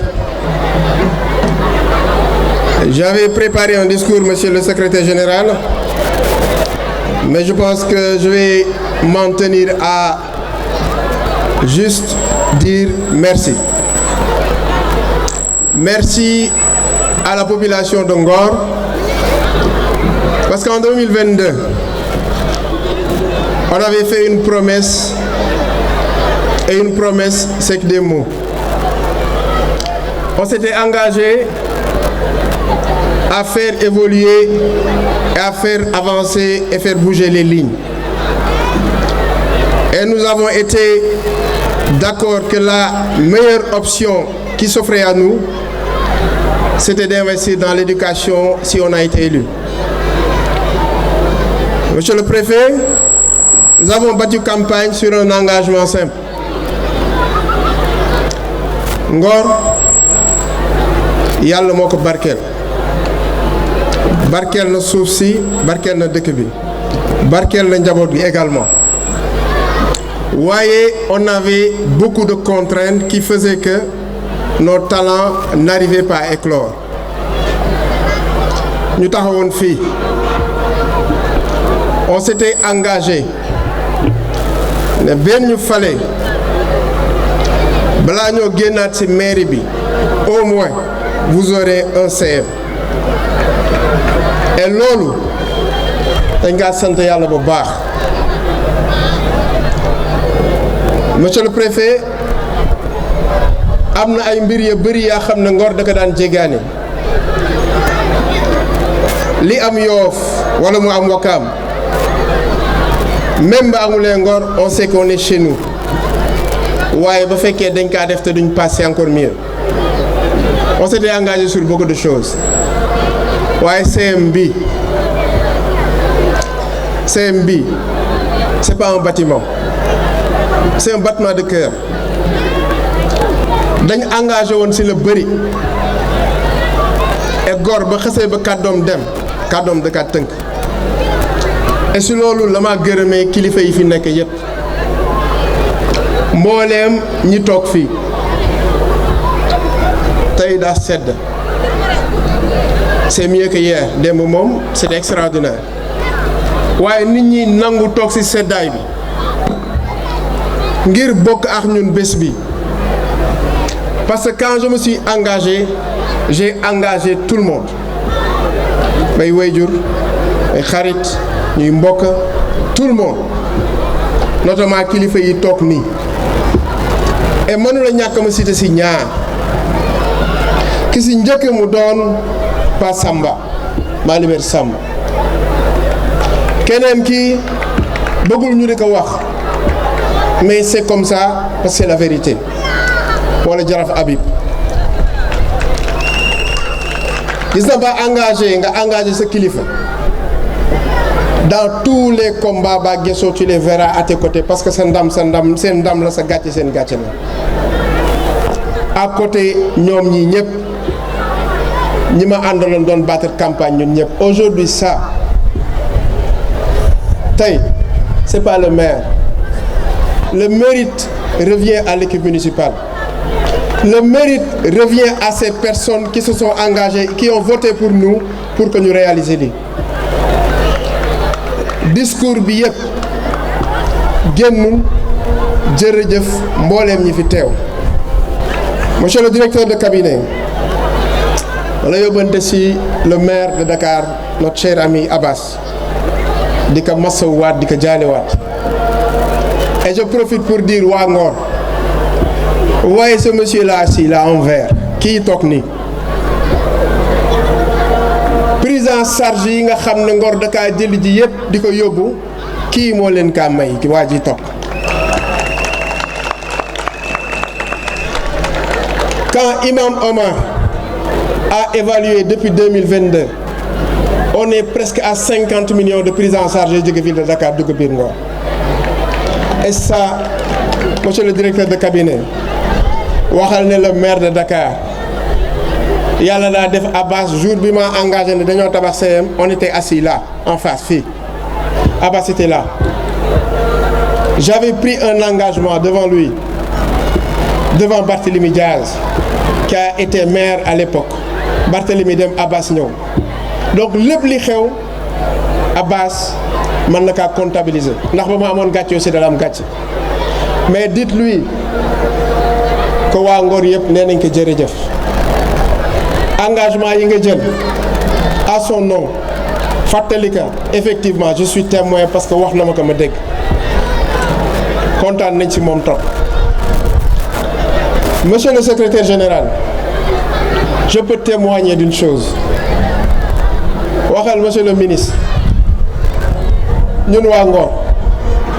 avant ma ñëw ci li tax ñu def lii sur fonds propres liñ doon joytu dañ ko mérité waa Ngor waa Yoff waa Ouakam waa Dakar c'est des citoyens modèles du Sénégal depuis 1960 lépp la nit am si la baax dañ ko mérité am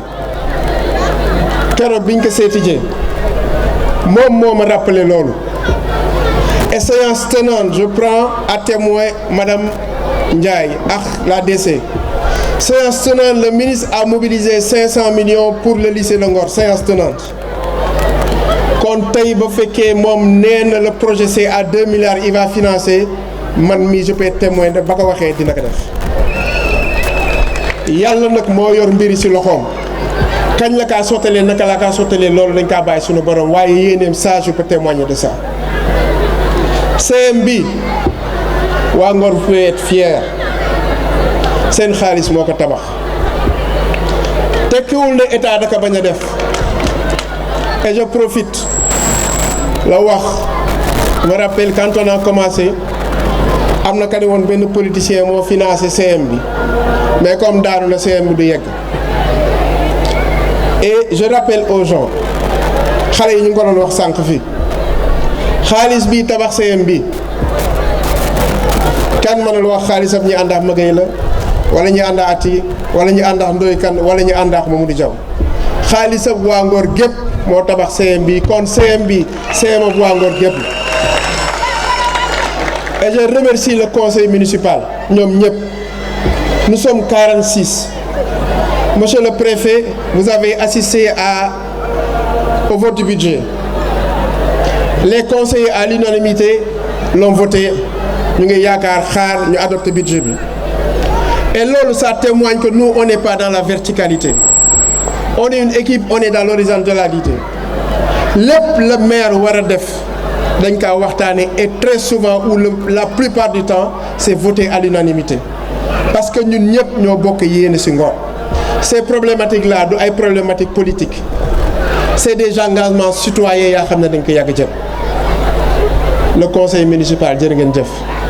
le premier adjoint l'a dit tout à l'heure, Souley. Li, yéen ñu sargal leen sant leen jërë ngeen jëf la tëj na kàddu si wax benn mbir fii ñu nekk nii il y a 20 ans fii ab dispensaire moo fi amoon fii ab pàkk moo fi amoon pàkk këriñ ak pàkk yi ñoo jaayee bant moo amoon fii fii mairie bi nekk autour il y avait rien 20 ans après fii nekk na parking fii yëpp tabax nañ kay immeuble donc dites-vous que dans 20 ans ba ñu taxawulee léegi def dara suñuy doom dans 20 ans xale yi yëpp dinañ génn Ngor dem feneen loolu bokk na li si tax on investit énormément dans l'éducation on est à peu près à 1 demi-milliard investi depuis 2022 xale yi dans 20 ans dans 15 ans bëgg nañu xale yi nekk ay ingénieur bëgg nañu xale yi nekk ay préfet ay gouverneur bëgg nañu xale yi nekk ay médecin bëgg nañu xale yi nekk ay entrepreneur affirmé et ce qu'on souhaite fii ñu nekk nii on va en faire un centre d'apprentissage yéen ñëpp seen téléphone yi vous pouvez vous connecter il y a un wifi gratuit qu'on a lancé depuis démb képp ka nekk ci garage bi ba ci CM bi tu as accès à internet gratuitement et ça c'est la mairie qui vous l'offre dañ jàpp ne fi ñu jëm xam-xam moo fa am fi ñu jëm xam-xam moo fa nekk si on ne donne pas à nos enfants les moyens de réussir aujourd'hui ils seront des suiveurs demain et xale yi bëgguñ ñu nekk ay suiveurs dañ bëgg ñu nekk ay leaders et ça on mettra les moyens qu'il faut man mii je suis témoin j'ai été enfant ma am mag ba tudd El Hadj Mamadou Kane Ndoye Kane ancien maire il était mon directeur de mémoire mu boole ma ci équipe municipale bi ne ma l'avenir de Ngor c'est vous yéen jeunes yi ñu ànd pendant 5 ans et c'est aujourd'hui bi ma nekkee maire la ma comprendre et je félicite ñoom Babacar Ndoye ak Matar Ndiaye c'est maintenant que j'ai compris pourquoi ils ont tant investi dans l'éducation et la formation des jeunes loolu bor la ba mu ameel xale yi dinañ leen jàppale dinañ leen accompagner lenn rek la ñoo ñaan parents yi seen ay doom la mairie mettra les moyens qu'il faut waaye parents yi jàppale leen mairie bi ngeen nekk les ambassadeurs de la mairie dans vos maisons jàppale leen seen doom yi accompagner leen seen doom yi maa ngi wax naka sànq on a financé les femmes on va continuer à le faire bientôt on va offrir des permis de conduire aux jeunes on va aussi financer les jeunes waaye je le dis et je le répète Ngor bañ defee li ci war benn dëkk du ko raw ci Sénégal et loolu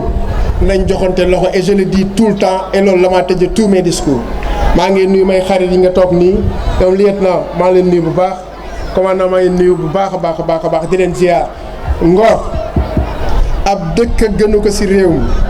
on a la plus belle des communes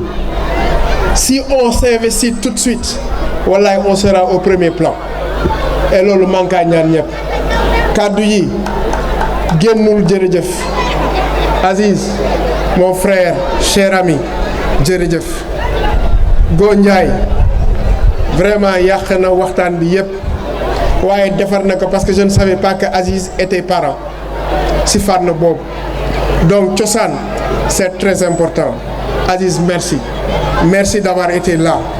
et li saltige wax on va se battre pour intercommunalité bi les pôles territoires et j'en profite pour féliciter l'État du Sénégal sous-préfet ñu ngi kaa wax sànq est-ce qu'on a encore de la disponibilité foncière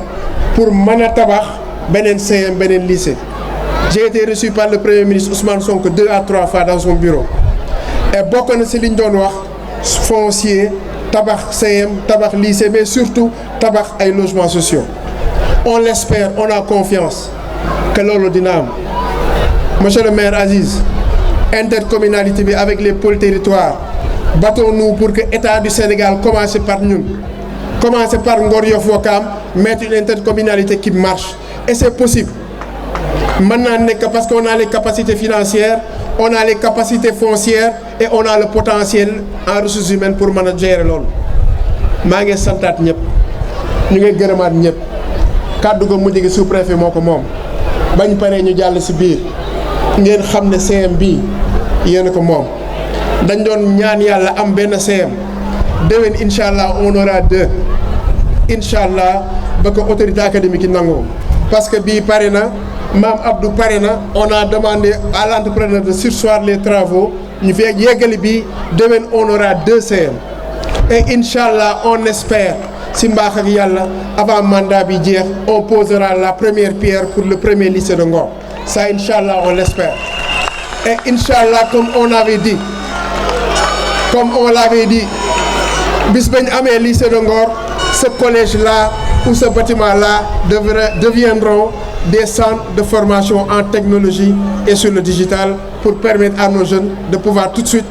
approprier la robotique et l'intelligence artificielle ñu ngi gërëm ñëpp ñu ngi sant ñëpp ci seen teewaay ñu ngi wax waa Ngor yëpp yéen a tànnoon benn équipe municipale jiital leen pour ñu defal leen lii defal nañ leen li ngeen leen santoon soyez fiers de vous que la population soit fière parce que lii yéen a ko moom lii seen yëf la seen xaalis moo tabax lii seen xaalis moo def lii waa Ngor jërë ngeen jëf yàlla fay leen yàlla barkeel dëkk bi et encore une fois jërë ngeen jëf suñuy kilifa jërë ngeen jëf la population de Ngor surtout la jeunesse jërë ngeen jëf vous avez porté le choix sur les jeunes ont finalement réussi à relever les défis dese nañu 1 an j'ai vu Seydina tout de suite Olympique de Ngor nee na jot nañ 30 millions yi leen maire bi jox et ça également c'est des défis qu'on a relevés en 2 ans je pense qu'on est à 85 millions pour l'Olympique de Ngor Alaaji Ablaye wax naka on va aller à 50 millions pour Jàkki Ngor gi on va aller à 250 millions pour le stade de Ngor on va aller à 200 millions pour le centre de santé de Ngor xaalisam Ngor dañ kaa delloowaat ci waa Ngor jërë ngeen jëf salaamaaleykum. De la commune de Ngor, monsieur le maire de la commune de Ouakam, monsieur le secrétaire général du ministère en charge de l'éducation nationale, monsieur l'inspecteur d'académie, madame l'inspectrice de l'éducation et de la formation des Almadies, monsieur le représentant du maire de la ville de Dakar, messieurs les représentants du maire de la commune de Yoff, chères notabilités coutumières,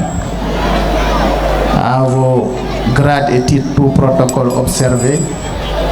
je voudrais aujourd'hui, au nom de son Excellence, le Président de la République, du chef du gouvernement,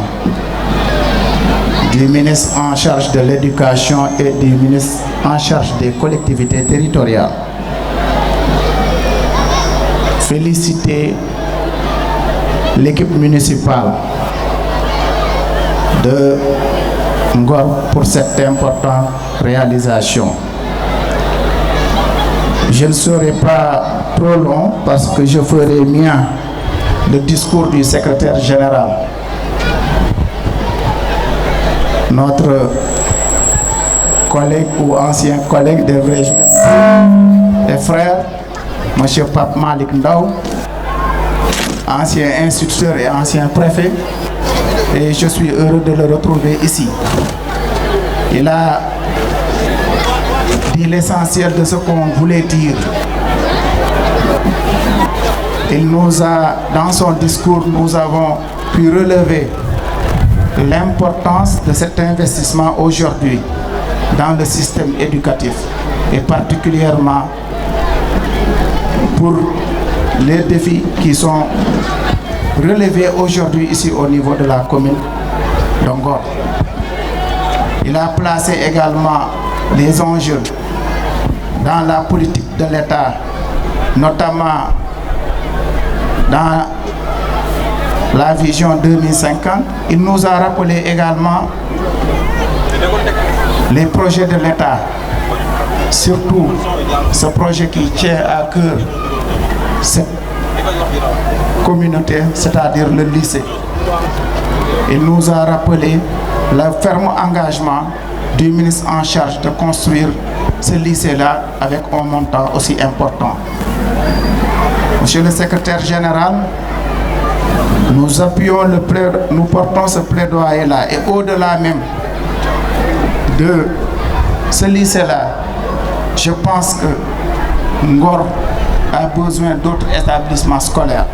Parce que je parlais tout à l'heure avec le maire. Il m'a rappelé le nombre d'établissements scolaires qui se trouvent au niveau de la commune. Et comparé à la population qui tourne autour de 23 000 habitants, je pense qu'il y a encore des efforts à faire dans ce domaine-là. Mais à vous entendre parler, c'est dire que les autorités en charge de l'éducation ont pris à bras le corps donc ce défi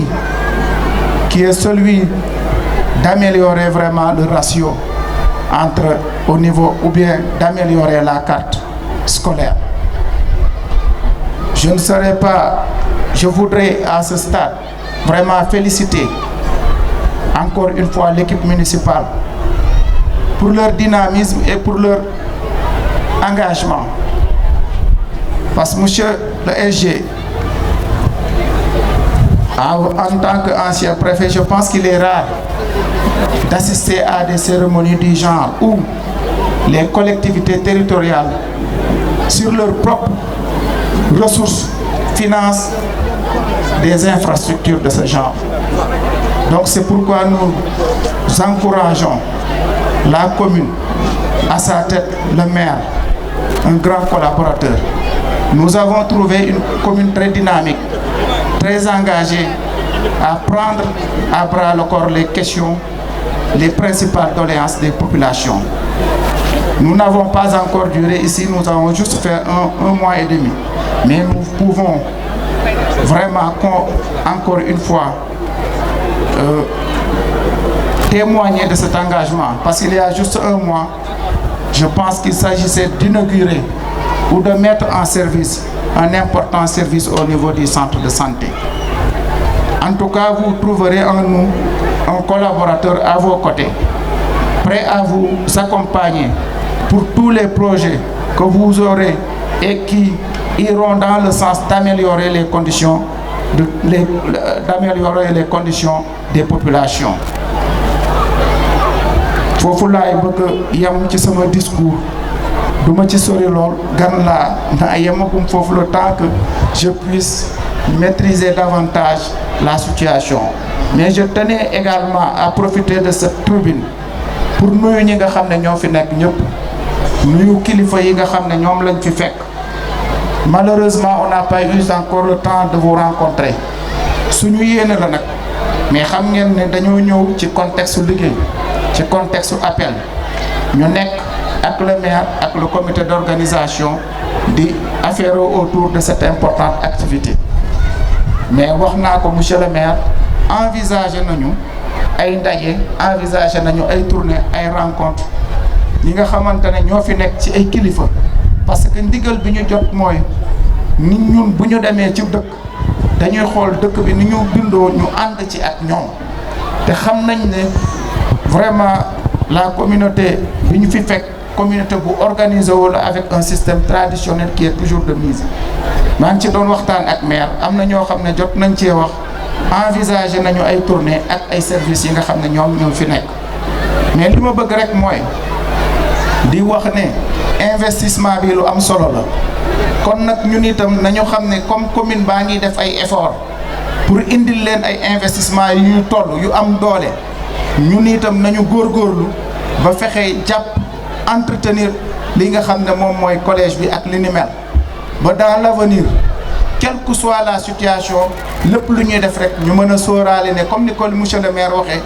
lii ku ko yàqaloo kenn seen alal la wax na ko yéen a dajale seen ressource def ko fii kon nag ñu ngi leen di inviter surtout aux jeunes aux écoliers aux étudiants ainsi de suite à ce que ñu bàyyi xel ci li nga xam ne moom la ñuy wax noonu monsieur le maire am na yéene mais dama foog ne yéene boobu pour mu am il faut que mu am une bonne collaboration entre les services de l'État et les collectivités territoriales jafe-jafe nag mën da ñàkk waaye nag war nañoo toll foo xam ne jafe-jafe bu amee itam ñu mën a def preuve de dépassement ñu mën a retrouver autour de l'essentiel ak lépp lu fi mën di am rek ñu waxtaane ko en tout cas ñun mission bi ñu jot mooy lépp lu ñu mën a def ba service su état yi représentant état yi ñu fi nekk mën a gën a collaborer ak population yi ñun ci taxaw ci jéego yooyu la ñu taxaw loolu mooy suñu mission pour ñu mën a def lii il faut que jàmm am il faut que sérénité am il faut que stabilité am da ngeen xam ne commune bi dafa nekk une commune qui a un dynamisme économique et démographique très fort ba nga xamante ne dafa am yeneen défis yoo nga xam ne dañ koo war a relever ñu ngi wax waxu santé ñu ngi wax waxu éducation mais le défi sécuritaire aussi pose de plus en plus avec acuité au niveau de la collectivité de Ngor ba tax na les services de sécurité doivent être présents war nañu di collaborer ak yéen di liggéey ak yéen duñu ci sori nag c'est dans un domaine très sensible mais am na ay jéego ak ay waxtaan yu ñuy def ñun ak ñi nga xam ne ñoom lañ concerné loolu mooy li nga xam ne il faut que ñu travailler ci à ce que vraiment ñu teel a anticiper ci loolu sinon investissement yi nga xam ne ñu ngi koy def muy investissement yu am solo muy investissement yoo xam ne day gën di attirer nit ñi xam ngeen commune bi commune bu am solo la économiquement parlant et sa position géographique fait que ñëpp a ngi daw di fi ñëw kon nag ensemble il faut que ñu teel a anticiper ci yooyu balaa mu ñuy ëpp loxo monsieur le maire maa ngi la koy fàttali sànq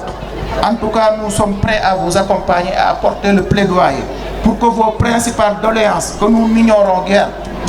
ñu ànd ci ak yéen c'est vrai que ça va toujours se poser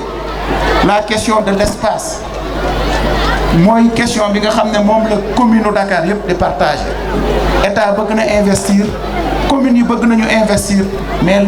ça se pose un problème d'espace vital mais je pense que à chaque fois bu ñu toogee waxtaan ñu wane importance li nga xam ne moom lañ bëgg a def je pense que population yi nga xam ne ñoom ñooy amee suuf soosu wala ñoom ñooy exploiter suuf soosu yaakaar nañ ne danañ mën a am un esprit de dépassement et un certain altruisme pour que li nga xam ne des équipements socio-économiques de base ñu mën koo def fii parce que gis nañ ne commune Ngor donte maire a ngi def effort mais am nañu ay défis yow ay jafe-jafe yoo xam ne war nañoo góorgóorlu pour relever loolu loolu mooy li nga xam ne moom laa bëggoon wax di leen gërëm di leen sant asalaamaaleykum wa rahmatullah